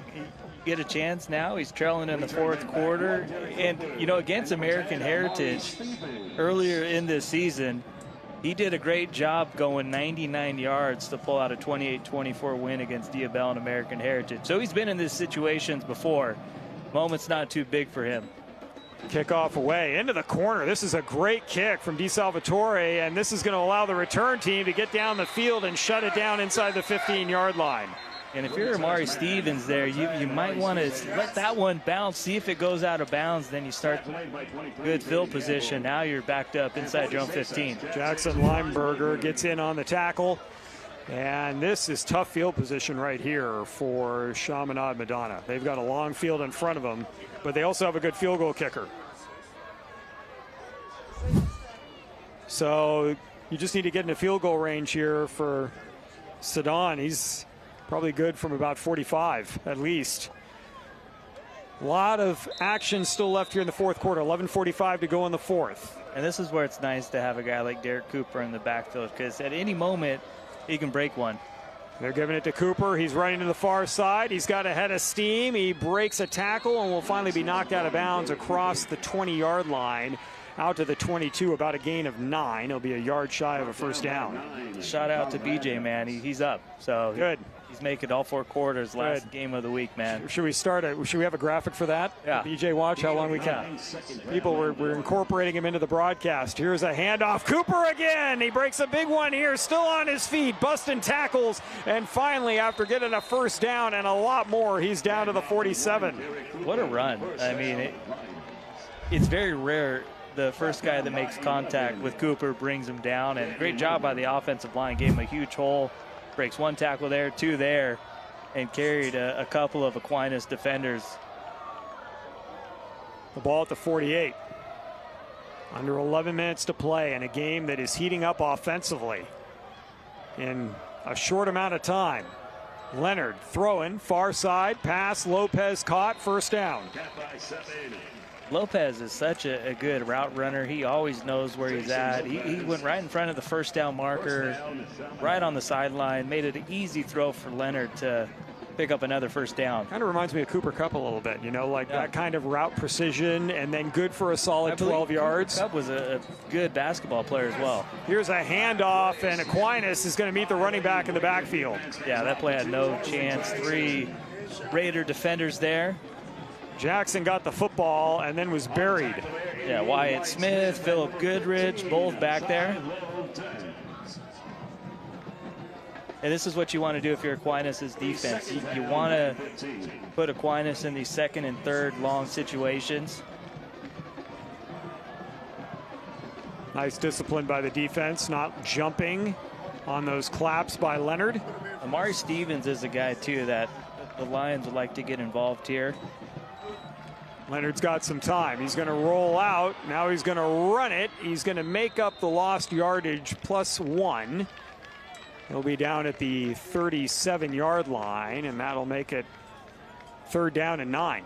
Yeah, heads-up play by Leonard. Didn't like what he saw, so just picked up as many yards as he could. And here, you got 2 plays to pick up 9 yards.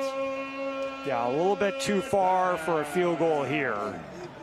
You probably want to get down around the 27 to be comfortable. Yeah. But if you do that, you got a first down. So the drive would continue.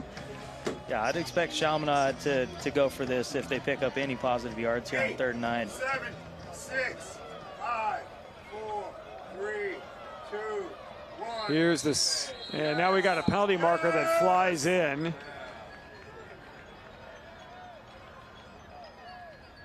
And we have a false start that's going to be a call against the Lions. Yeah, another big penalty. I feel like they've had quite a bit false start penalties. And, a tough situation, too. You never want to get a false start, especially when it's already 3rd and 9, and now you back it up to a 3rd and 14. Back to the 42. You got to think, too, if you're Aquinas here, you got to double Jason Lopez. Leonard taking his time. Plenty of time on the play clock. Justice Fitzpatrick coming up to the line of scrimmage. Now he drops back. Aquinas ran a stunt and a good-looking throw, but a little out-and-up route is incomplete, intended for Denarius Gray. Now if you're the Lions here, you got to punt this one. It's just 4th and too long. Because if you can get a punt inside the 10, you force a 3 and out, you're going to get good field position. And just Gray, a little confusion there trying to track the football. Still plenty of time left in the game, so punting the football away here is not the end of the world if you can get a stop. Sedan standing at his 44-yard line, 2 back to receive around the 10.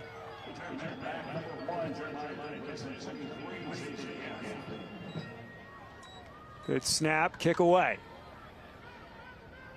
And it is going to take a Lions bounce, and they will down it right at the 10-yard line. Nice punt there. It could have been even better if they would have let that one roll a little bit, but You could have maybe got that one inside the 5 easily. Yeah, I think just from the angle, if the ball hits the ground again and then skips on you really quick. Yeah, but that's where if you're, fielding that, just scoot further back. Well, the drive started at the 13. The Lions gained some ground. They flipped the field here, shift field position. So this will actually, the officials are going to spot this at the 9. And this will be the worst starting field position for the Raiders in the game. Still a ton of time left. You see it on the scoreboard clock there, 9:46 remaining. Yes, Chaminade 2 timeouts left. Aquinas still has all 3 of theirs. So Mallory looking to execute a methodical drive that results in points. On first down, he's going to hand it off, and that will be a gain of 1 to the 10. Yeah, good job by Lions front 4 there. No running lane for Aquinas. And that's what you want to do if you're Chaminade's defense. You want to put Aquinas in an obvious passing situation on third down. And Trevorris Finley, a guy to watch here for Chaminade. He's been a great pass rusher all year for the Lions, 13.5 sacks. Lined up on the edge to Mallory's right. Just 1 sack in the game so far for the Lions. Mallory's going to keep it himself and reading it really well. The Lions do a fantastic job. Yeah, Jaden Roper, Mike linebacker, came in leading the team with 73 tackles. Just a great job there. Read Mallory the whole way and bring him, tackle him. You can say at the line of scrimmage, no gain. Yeah. So 3rd down and 9. This is a huge play here for this Lions defense. If they can keep the Raiders from getting a first down and force them to punt, they'll have good field position, probably in the neighborhood of midfield. Mallory looking to throw. He's got some time. He throws the slant, incomplete. Jones, wow, with some fantastic defense. And it looked right by Brown. It looked like the ref on the far side reached down to throw the flag, but no calls made. Well, and I can't tell if the Chaminade-Madonna coaching staff was mad because they thought there was going to be a penalty and they were upset with Brown, or they were excited that he made a play. They were really fired up. I mean, the timing was really close. That was all happening simultaneously. So, and Brown's looking at the sideline like, what? I mean, the refs have done a good job letting these guys play, and well, right call there. The Raiders need a big boot from Tolorico. As Lopez standing at his own 45-yard line. Tolorico averaging better than 43 yards a punt. He's had a couple today of 50-plus. Lopez is going to fair catch that at his own 45-yard line. That is a 45-yarder. Yeah, good punt. Still good field position for the Lions here, right around their own 45. And so for Chaminade-Madonna, this is their best starting field position of this game, Zach. I mean, they've had one at their own 42-yard line, but the 45 is the high water mark here. And with 8:15 to go in the game, like I said, obviously a lot of action can happen. We saw 21 points in less than 2 minutes, so to say that a lot can happen in 8:15 is an understatement. Let's go, Wyatt. Let's finish the game. We got 8 minutes. So here is Malik Leonard again. Leonard on first down, play action. He's going to roll out. He's looking for someone to throw to, and he's going to wisely throw it away.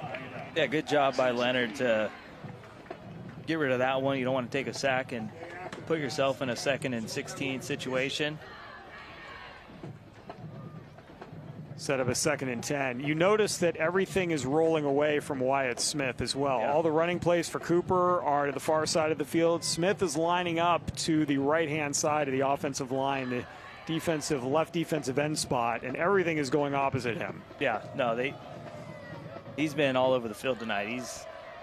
He's a game wrecker. How many track down tackles from behind has he had in this game? At least 4. Man in motion, Pierre to the far side. Leonard throwing underneath. That pass is caught, and short yardage, a gain of 5 yards to midfield. Yeah, good job, Denarius Gray there to, pick up half the yardage here. Now you got 3rd and manageable, 3rd and 5. And I think if Chaminade picks up positive yards and they don't get the full 5, I think they're looking at 4 down territory. I think so too. I mean, that would make sense at this point in the game. And this is where, hey, you know, your most trusted receiver is Jason Lopez. If you can get him one-on-one here, that's probably where the freshman Malik Leonard's going. He's the receiver. The far side of the field is Lopez. Leonard's looking for him. He's throwing, and Lopez makes the catch. First down at the 34. Yeah, good job. And, you know, they did a good job moving Cooper out to his right. And Leonard knew he was going to Lopez the whole way. Makes a nice throw. And good hands by Jason Lopez. Spreading the field are the Lions. A fresh set of downs. Leonard back to throw again. Pressure coming. He's going to roll out. And now he's going to run out of bounds at the line of scrimmage. No gain. Yeah, good job by Leonard. Didn't see anything like downfield. Able to not lose any yardage on that one. Setting up a second down and 10. But you like the poise of the freshman as well, against some heavy pressure here in the later stages of this game, and he is doing a good job maneuvering around the pocket. Yeah, I've been impressed with him. Handoff, running play. Cooper keeps the legs moving, and he's going to get to the 31-yard line for a gain of 3. Now, if they don't get another yard, it'd be a 48-yarder from here. You'd like to get at least a little bit more yardage if you're going to end up short of a first down. For your field goal kicker, Noah Sedan, who's got an outstanding leg. That's the difference in the game right now, is a field goal for a 37-yarder by Johnny DeSalvatore. And I think it's pretty obvious. If Lopez one-on-one, that's most likely where you're going here on third down. Cooper is going to move to the left-hand side in the backfield. Lopez, the receiver on that far side. Here comes the pressure. Leonard avoids a sack, throws the ball deep down the middle of the field, incomplete. His receiver slipped, and then hustling after it and almost getting there in time for an interception was Jeremiah Douglas.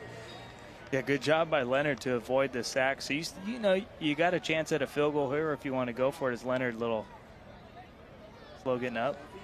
Leonard was hit at the end of that play, and he would have to come out if they stopped it for an injury timeout. He'd have to come out here, so maybe that changes your decision-making, and if you're deciding on whether or not you go for a field goal here.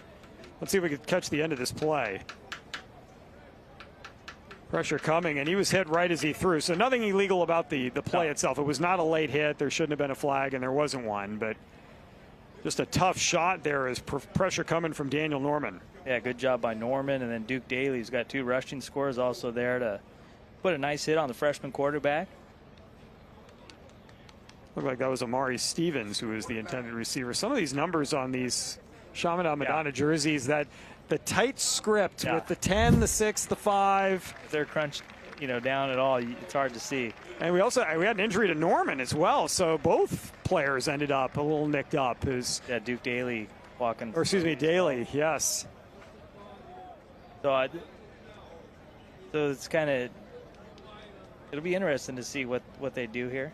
Yeah, and I guess the question is with Duke Daly also down. I didn't see him on the far side of the field, but changes things with Leonard. Yeah, was the timeout for Leonard, or was the timeout for Daly, or for both of them? Daly's got to sit for a play.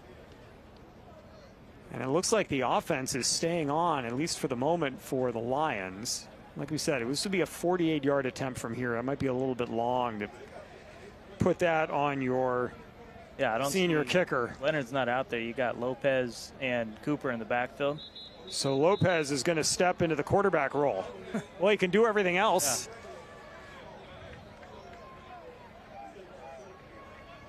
So Lopez on a big-time 4th down here. Are you surprised? I thought maybe they'd try a 49-yard field goal, but...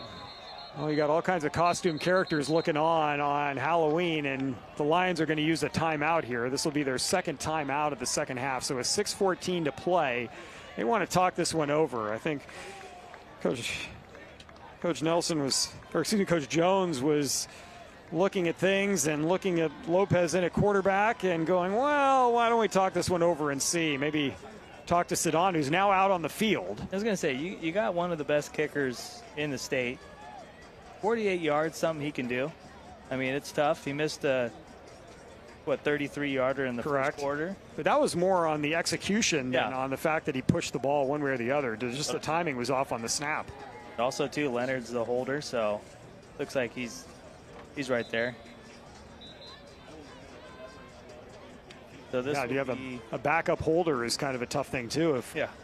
So Leonard is going back on the sideline. Yeah, he can't come out to hold. So that's a hold. That's a lot of practice that you need. And now they're sending out, looks like number 26, Maurice Wright, who's a freshman, strong safety, and is now the holder in a critical kick in the fourth quarter. So there we go, man. 48-yard field goal attempt to tie this one up at 24-24. The senior relying on the freshman holder here. From the left hash. The snap, good. The kick is blocked. And falling on it quickly is Wright. But a fantastic block coming off the edge. Was that Jeremiah Douglas? It was hard to tell who got the block, but who did a great job flying off the edge, and they had no chance. Boy, that just like Superman. Yeah, it was Douglas. Douglas, look at that. I mean, the snap was good, and credit Wright, who's pressed in there at the last moment to get the ball down. I mean, everything was great until Douglas blew up the play. Yeah, Sidon, I mean, he had no chance. That was a great job. Douglas timed that perfectly.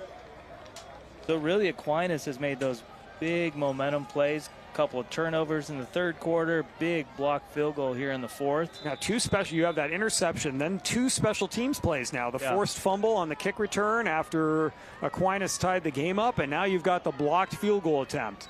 And you can keep the ball on the ground here as bouncing to the outside. Big run, another cutback results in huge yardage for the Raiders, as that is Calixte taking it down to the 26-yard line of the Lions. That was just great vision. He saw where the hole was and did a good job following his blockers there. Nice cut. And too, another thing to keep in mind, Lions only one timeout remaining. A touchdown here to make it a two-score game would be huge.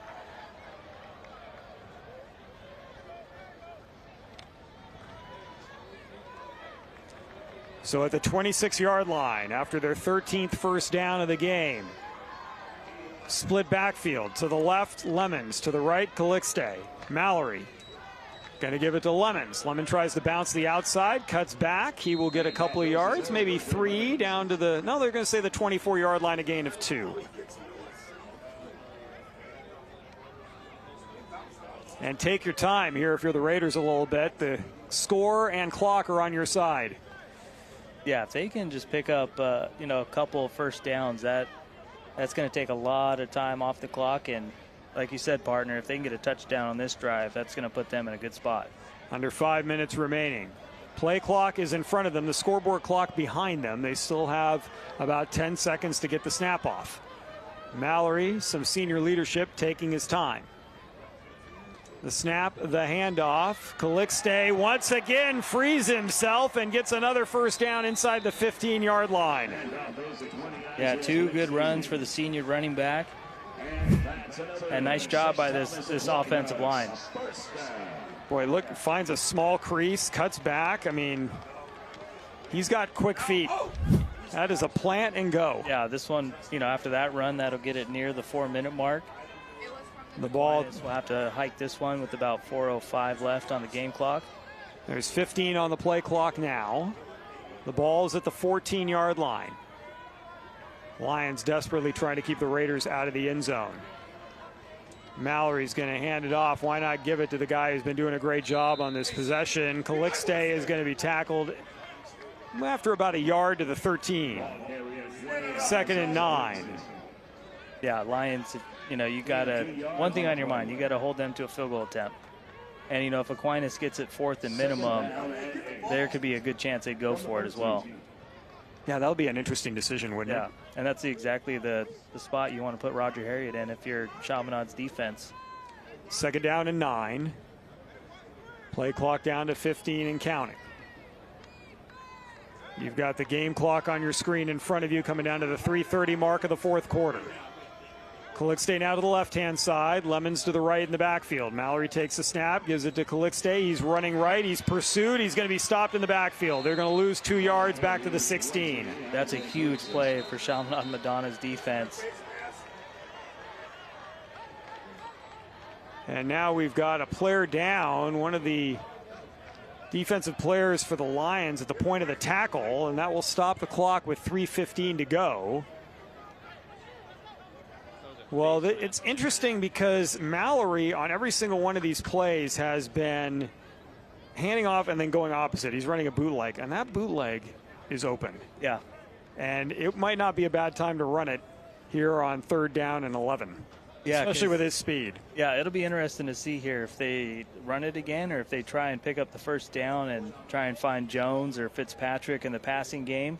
I mean, if you're Chaminade's defense, you got to pay attention to that bootleg attempt from Mallory because that play's killed you all night. We have not seen who the injured Lion is so far down on the field, but we do have an injury timeout out there. 24-21 the score. And folks, another big game coming your way. This one exclusively on the NFHS network here. And yes, 5 or 6 minutes from now, St. John Bosco and Mater Dei. You'll be able to watch the end of this one and hustle right on over to that one. Yeah, that's going to be a fun game, man. I keep going back and forth. I think Mater Dei is going to give Bosco a game, but I think Ko'omalaulu has just made huge strides his sophomore year. I think he's going to make some big plays late. And I think Bosco's going to head into the playoffs undefeated. And Madden Williams, he's a bad dude. Well, that is going to be an interesting game to watch as Jaden Roper is the Lions player being helped off the field. Yeah, he's the starting linebacker. Yeah, team's leading tackler coming into tonight with 73 tackles. 20 tackles for a loss, and that was number 21 a moment ago. That's a big loss right there for Roper. Hopefully he's able to get back into the game. He's well enough to do that. Obviously his health paramount at this point in the season. And 3rd and 11 coming up here for Aquinas. So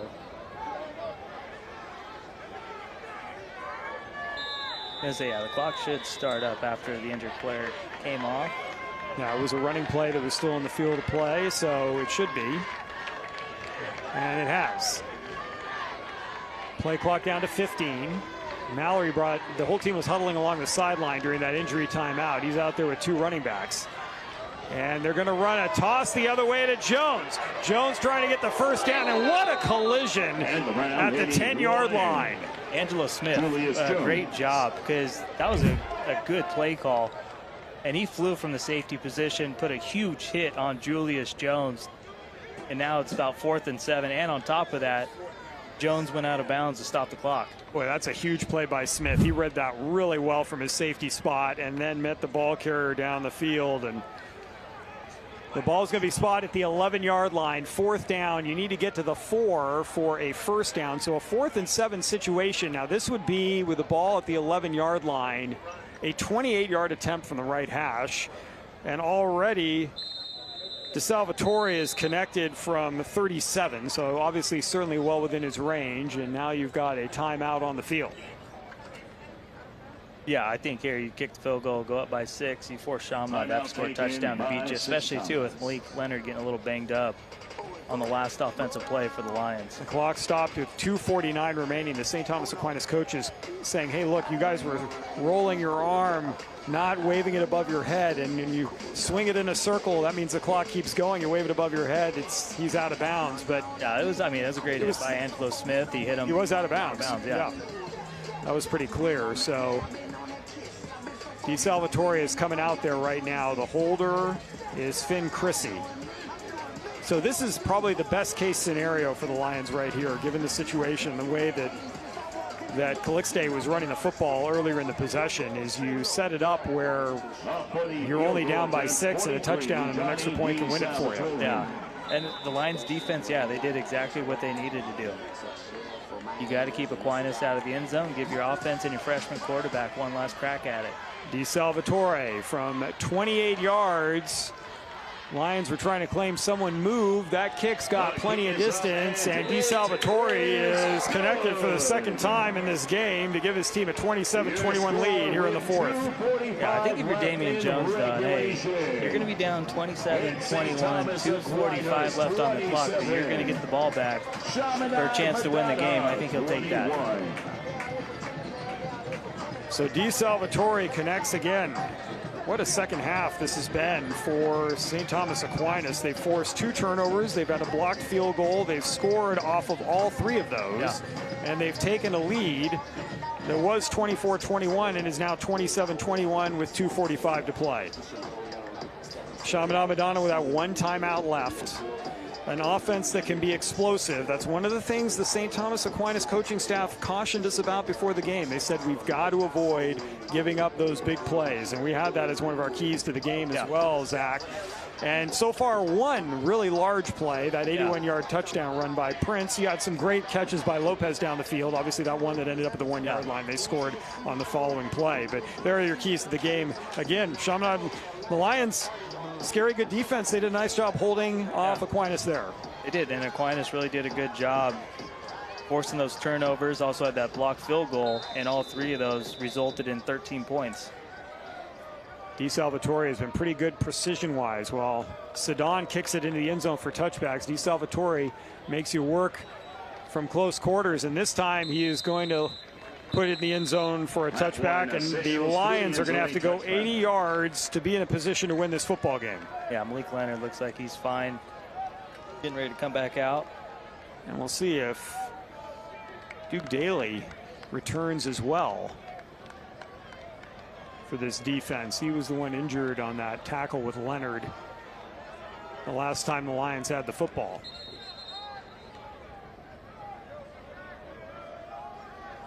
Well, here we go. This is a good test for your offense and your defense in the late stages of a game with 2 very good opponents out there, and you want to make a playoff run in 2 weeks. Yeah, this is exactly, what you want getting ready for the playoffs. Can your defense make a stop, get some momentum going in the playoffs, or if you're Chaminade-Madonna, can your freshman quarterback make some plays? On first down, Leonard toss underneath. They set up a receiver screen. We got a couple of penalty markers in there. It would be a first down, but I think we're going to get roughing the passer. That was Tremont Isaac with the reception for a gain of 10. I think you're right, Zach. I thought I was thinking an eligible man downfield. There were 2 offensive linemen out there, but they were behind the line of scrimmage, and that is going to be a penalty. 15 yards on top of the first down. 10-yard pass play is a 25-yard gain to the 45-yard line. Yeah, it looked like they just might have hit Leonard a little high on that screen attempt. They get Wyatt Smith for it. First down and 10 from the 45. So, yeah, huge penalty on Aquinas after the first down already.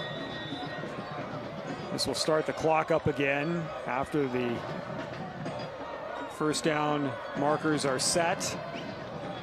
19 first downs in the game for the Lions. 14 for the Raiders. Well, we were hoping for a tight game down the stretch here on the MaxPreps Game of the Week, our final game of the regular season for our coverage, and we're getting one. Leonard looking to throw, has some time, steps up, now he's going to run, he fumbled the football, and the Raiders recover at midfield. Donovan Adross with the fumble recovery. Wow. By number 11, Daniel Nordman. What a play by Aquinas' defense. I mean, Leonard did a good job to run. Didn't even see the diving Norman. Another turnover force for Aquinas' defense. Just a great full extension there. Gets his hands on the ball. What a play by Norman. Yeah, that's big time, man. And Adross. Yeah, good job jumping on that. Immediately on the football. Yeah, turnovers that was the difference in this one in the second half. It's all right, Malik Leonard. You're going to be fine, man. You're going to have plenty of time to make more big plays in your high school career. You're going to be all right, dude. He is clearly disappointed, but that's just a fantastic defensive play. Yeah, now Aquinas, I mean, Chaminade's out of timeouts. They can just run this one out. Yep, you really just need maybe a first down, possibly 2. The Lions can stop the clock once. Here's a handoff. Calixte is going to be hit in the backfield and stopped. Trevorris Finley with a tackle. They still got 1 timeout left. And it's when they use it. Yeah. And they're using it, it looks like, right? Did they use it right here? No, the clock keeps going. They haven't used it yet. 2nd and 11. Probably after this next play, I would think. Yeah, well, they might wait till 3rd down play. I was surprised that usually you see them use it after the 1st down play, but. Well, there's about a 16-second difference to getting down to the 1-minute mark. You've got 10 now on the play clock, 1:27 on the game clock. Split backfield. We'll see if Aquinas keeps it on the ground. Calixte again. He's going to be stopped in the backfield once more. I'm going to say actually no gain, and there's the timeout being called by the Lions. That's their final timeout with 1:11 to play. So you do the math here. They get a stop, force a 4th down. They'll probably get the ball back with around 15-20 seconds. Yep. You got to think this next play is going to take 5 to 6 seconds. That'll get it to about $1.05, and then you take about 40 off, and 20-25 seconds. Well, and then on top of that, for St. Thomas Aquinas, Conrad Tolerico has got to be the best punter we have seen all year long on the MaxPreps Game of the Week. I mean, he's had a punt of 50 yards, a punt of 54. His average is 43 per punt. Yeah. He's had one of 44, 46. I mean, he's had numerous punting opportunities in this game, 4 in the second half, 5 in the first. So he's had a good chance to display his leg, and you're liable to pin the Lions with no timeouts inside their 20-yard line. Yeah, if you're Chaminade, obviously you're going to bring the house try and get a block punt. But they got to get this stop here on 3rd down first. 3rd and 11. And if you're Aquinas, you got to make sure you don't get a holding penalty, because that'll stop the clock. And they're just going to nail this one down. So the Raiders going to take a knee here. Yeah, you don't want to take a chance for a holding penalty, or now you just got to get a punt down. 40-second play clock. There's about a 13-second difference now between the game clock and the play clock, or excuse me, 23-second difference. So after the yard loss there, the ball is at the 48-yard line, 4th and 12 situation. I would think you could even take a delay of game here and just give Tolerico more room to boom it. Yeah. The key has got to be good snap and keep the special teams unit off your punter. Yeah. Yeah, Roger Harriet right there with the ref. Looks like he's going to call a timeout with 1 second on the play clock. He does have those 2 timeouts he can use, so you don't even have to take the delay. You're right, Zach. And there's the timeout. 23 seconds to play. So all you got to do if you're Aquinas, get the punt off and don't give Jason Lopez a chance at a return, because you got to think Chaminade's going to bring the house. They're going to try and get a block punt. Well, and here's the other thing, too. Once the clock stops, until someone downs the football, the clock's going to continue to run. So if you send everybody after the punter and he gets the punt away anyway, don't touch it if you're Aquinas. Just let it roll until the referees blow the whistle. And then if you're Chaminade-Madonna, do you have to sprint down there and someone cover it real quick with the knee down? They got Lopez back there. Okay, so field it, and then they'll probably bring 10 in to try and get the punt. But yeah, same thinking as you, because if you're Lopez, you can't let that ball roll and let more time go off the clock. Yeah, you want it. You're right, Zach. About 15 seconds left. Maybe you get 2 to 3 plays at best. Yeah, to try to do something. You just wanted a chance where you get one shot at a Hail Mary, so you got to get the ball to right around midfield. Tolerico, who's been outstanding today, standing at his 35-yard line. Return man back 7, Jason Lopez. Lions looking to bring it.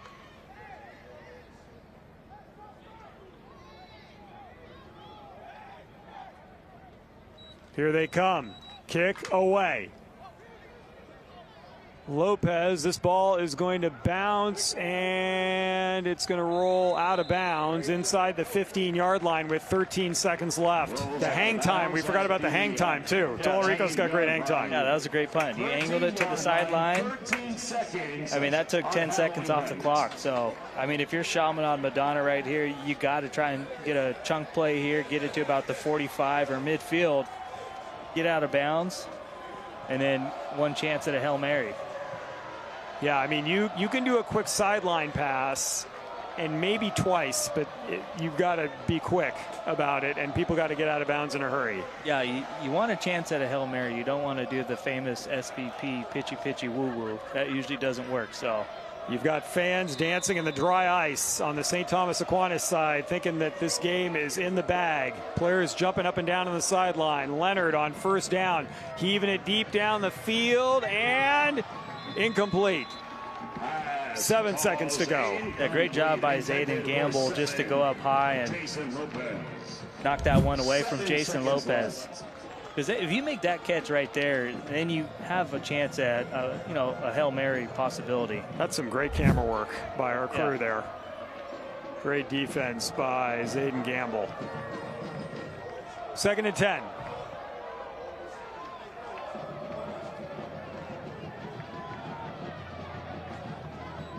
Leonard throwing, quick out. Oh, and Lopez finally gets out of bounds. He gets the first down, 3 seconds to play.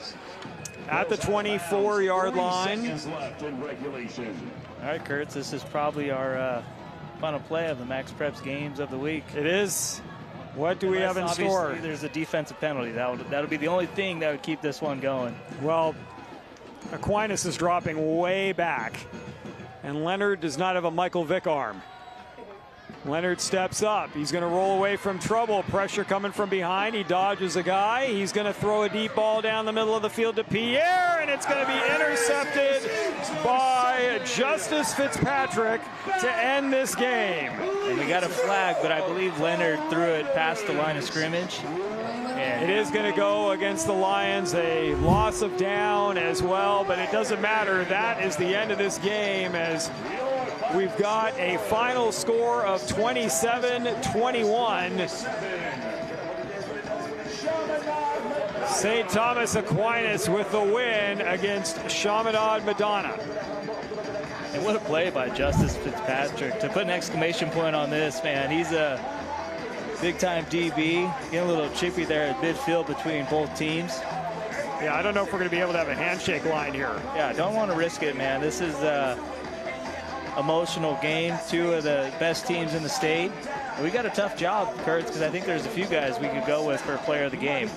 Get a look at Damian Jones and Roger Harriet dapping each other up after this great game in the Sunshine State. And probably a good idea here not to do the handshake line at the end of this one.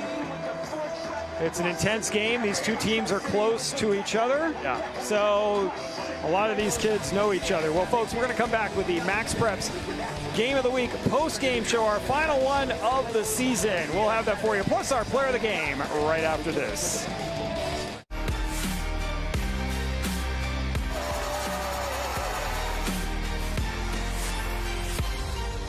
They scored!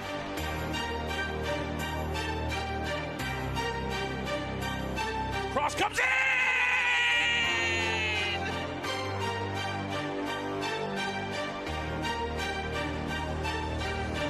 He gone, folks. Look at him go. We're going to have to watch the clock.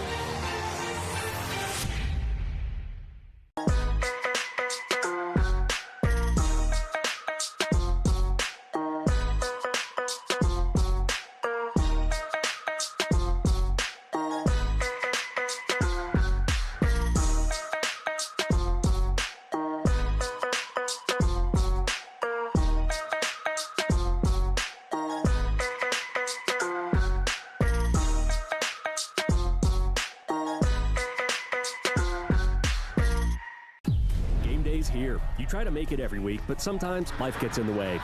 With the NFHS Network, you can be there, catching those important moments live while on the go. And even if you're at the game, you're stuck behind your phone trying to record that one great moment you'll remember forever. With the NFHS Network, live and on-demand games with highlights and game recaps will be ready for you to rewatch and share with friends and family. 30 sports across 50 states, 500,000 games. One way to get closer to the athlete who matters most, yours. NFHS Network. Be in the stands wherever you are.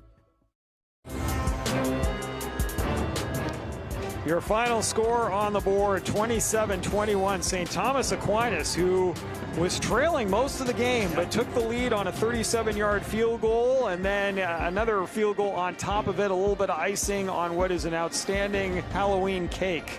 If you could do that at the end of our game here tonight. 27-21 the final score, and even though offense came to the fore a little bit more towards the tail end of this one for the Raiders, we're going defensively for our player of the game. Yeah, I think Wyatt Smith, the junior defensive lineman, he made a huge impact in this game, especially in the first half, and he made some huge plays behind the line of scrimmage. 6'6", 240-pound junior defensive lineman. You know, Aquinas has a bunch of guys getting D1 offers. Wyatt Smith isn't one of them, but I expect a lot more to come the junior's way. He's looking like his dad out there tonight. I don't see how you couldn't be a college coach and not be impressed just by his motor alone. I mean, how many times did we have plays where he was not on the screen and then suddenly he appeared to make the tackle? Yeah, he was the leader for this defense tonight, a defense that made 3 big-time plays, forcing 2 of the 3 turnovers, the other coming on special teams. But that play Daniel Norman made at the end, stripping the ball from Malik Leonard, that was probably the biggest play of the night. Yeah, again, defense came to the fore at the right time, limiting the big plays on the part of the Lions, which was really a concern for the Raiders coming in. And that interception, too, that Samari Howard had, that really changed momentum for this one. Chaminade had a 21-14 lead, third quarter. Howard comes up with that big interception, and then Aquinas ties it up, and then they take their first lead early in the fourth quarter. Yeah, that's a great point, Zach, because we were talking about, hey, this is an opportunity for the Lions to take a 2-score lead on this possession after getting a big 3 and out after they scored off of a Raiders touchdown a moment ago. We had back-to-back scores. They took a 21-14 lead, but then Aquinas was able to get that pick. Yeah. And everything turned from there. Well, partner, I think this was a good last game for us. 1-score game. I love, we got a cartoon of us this year. I mean, we had a lot of things that have gone on this year, folks, on the MaxPreps Game of the Week. Here, our first year ever doing this on MaxPreps. Jeff Kurtz alongside Zack Poff. Put the wire behind me, huh? You can't? Oh, well, that's fine. We're okay. We're okay. Yeah. Look, we already did our final game, so they can't boot me just yet. So. I know, right? You can't. We're not going to fire you in the post game, Zach. That's not going to happen. But folks, whenever you're putting a production like this on, we're going to do a little inside baseball here for you on how this all rolls. There is a lot of work that gets done by a lot of different people to make this happen, and it's all stemming from the fact that we are, as Play On Sports, which owns MaxPreps, the NFHS Network, and GoFan, which handles digital ticketing for high school athletics. From the jump, when we started this more than a decade ago, the commitment has been like, we've got 65 players on the field who are probably going to play college ball, probably some more. But not every high school athlete is going to do that. And we showcase high school athletes year in and year out on the NFHS Network on MaxPreps when you go to a game and buy a GoFan ticket.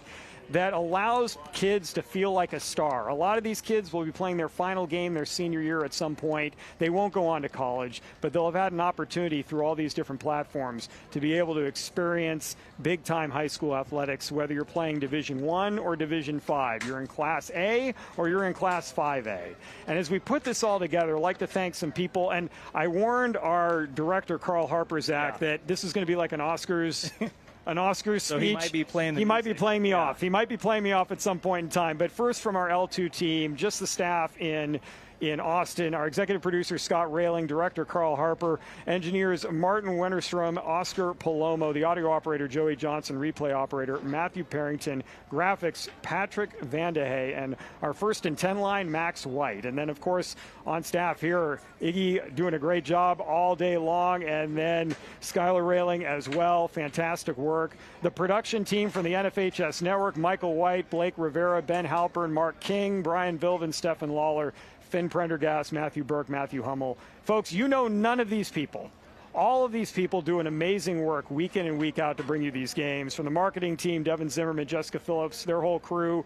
From Play On Sports, we should mention David Spiegel, Pavel Becker, making sure the broadcasts work every week, making sure the graphics are available every week. And then from MaxPreps, Sean Dupree, Steve Montoya, the voiceovers. Yeah, and top 10 plays. Exactly. Chris Stonebreaker, his sideline work as well, along with Steve, Aaron Plunkett, Ryan Escobar, Josh Carson, Sam Toy. And special thanks to Lindsay Ray, the head of MaxPreps, and BJ Pilling, president of the organization as well. I got to give a shout out to Kelsey Wagner as well. She did a good job with marketing, helping us out too for MaxPreps. So the list goes on and on. There's still plenty of others that we didn't mention, but shout out to everybody. Exactly. And folks, look, a lot of names, again, a lot that you don't know, and that's okay. We like being in the background for a lot of that because we're committed to producing great content week in and week out for you here at Play On Sports and on MaxPreps, the NFHS Network, and GoFan ticketing.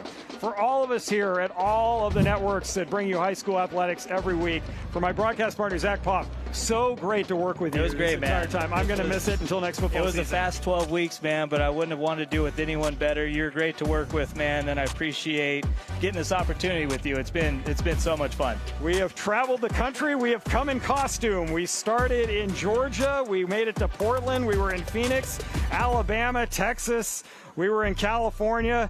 We have kids in costume. He wins costume of the night. He does. We've got great plays. We've had plays of the week, and we finish in Florida. Folks, that is going to do it for the MaxPreps Game of the Week here in year one. But we got playoffs coming your way on the NFHS Network. A lot of great games. You'll find me in the southern section. We'll find Zack doing some special stuff on MaxPreps.com. In those games. So that's right. We're going to do a little experimenting with our football playoff coverage across the country. But you won't want to miss a play. Also great volleyball, girls volleyball coverage coming your way as well. A lot of great sports all season long on the NFHS Network. Love that, folks. Love that very much. It's been the game of the week, and we have been happy you've been joining us week in and week out, or if this was your first time as well. 27-21 the final. Good night, everybody.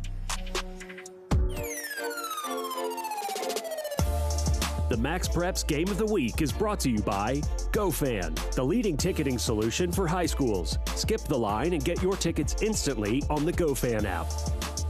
And by the NFHS Network. Watch your favorite teams live and on demand with the largest broadcast network for high school sports.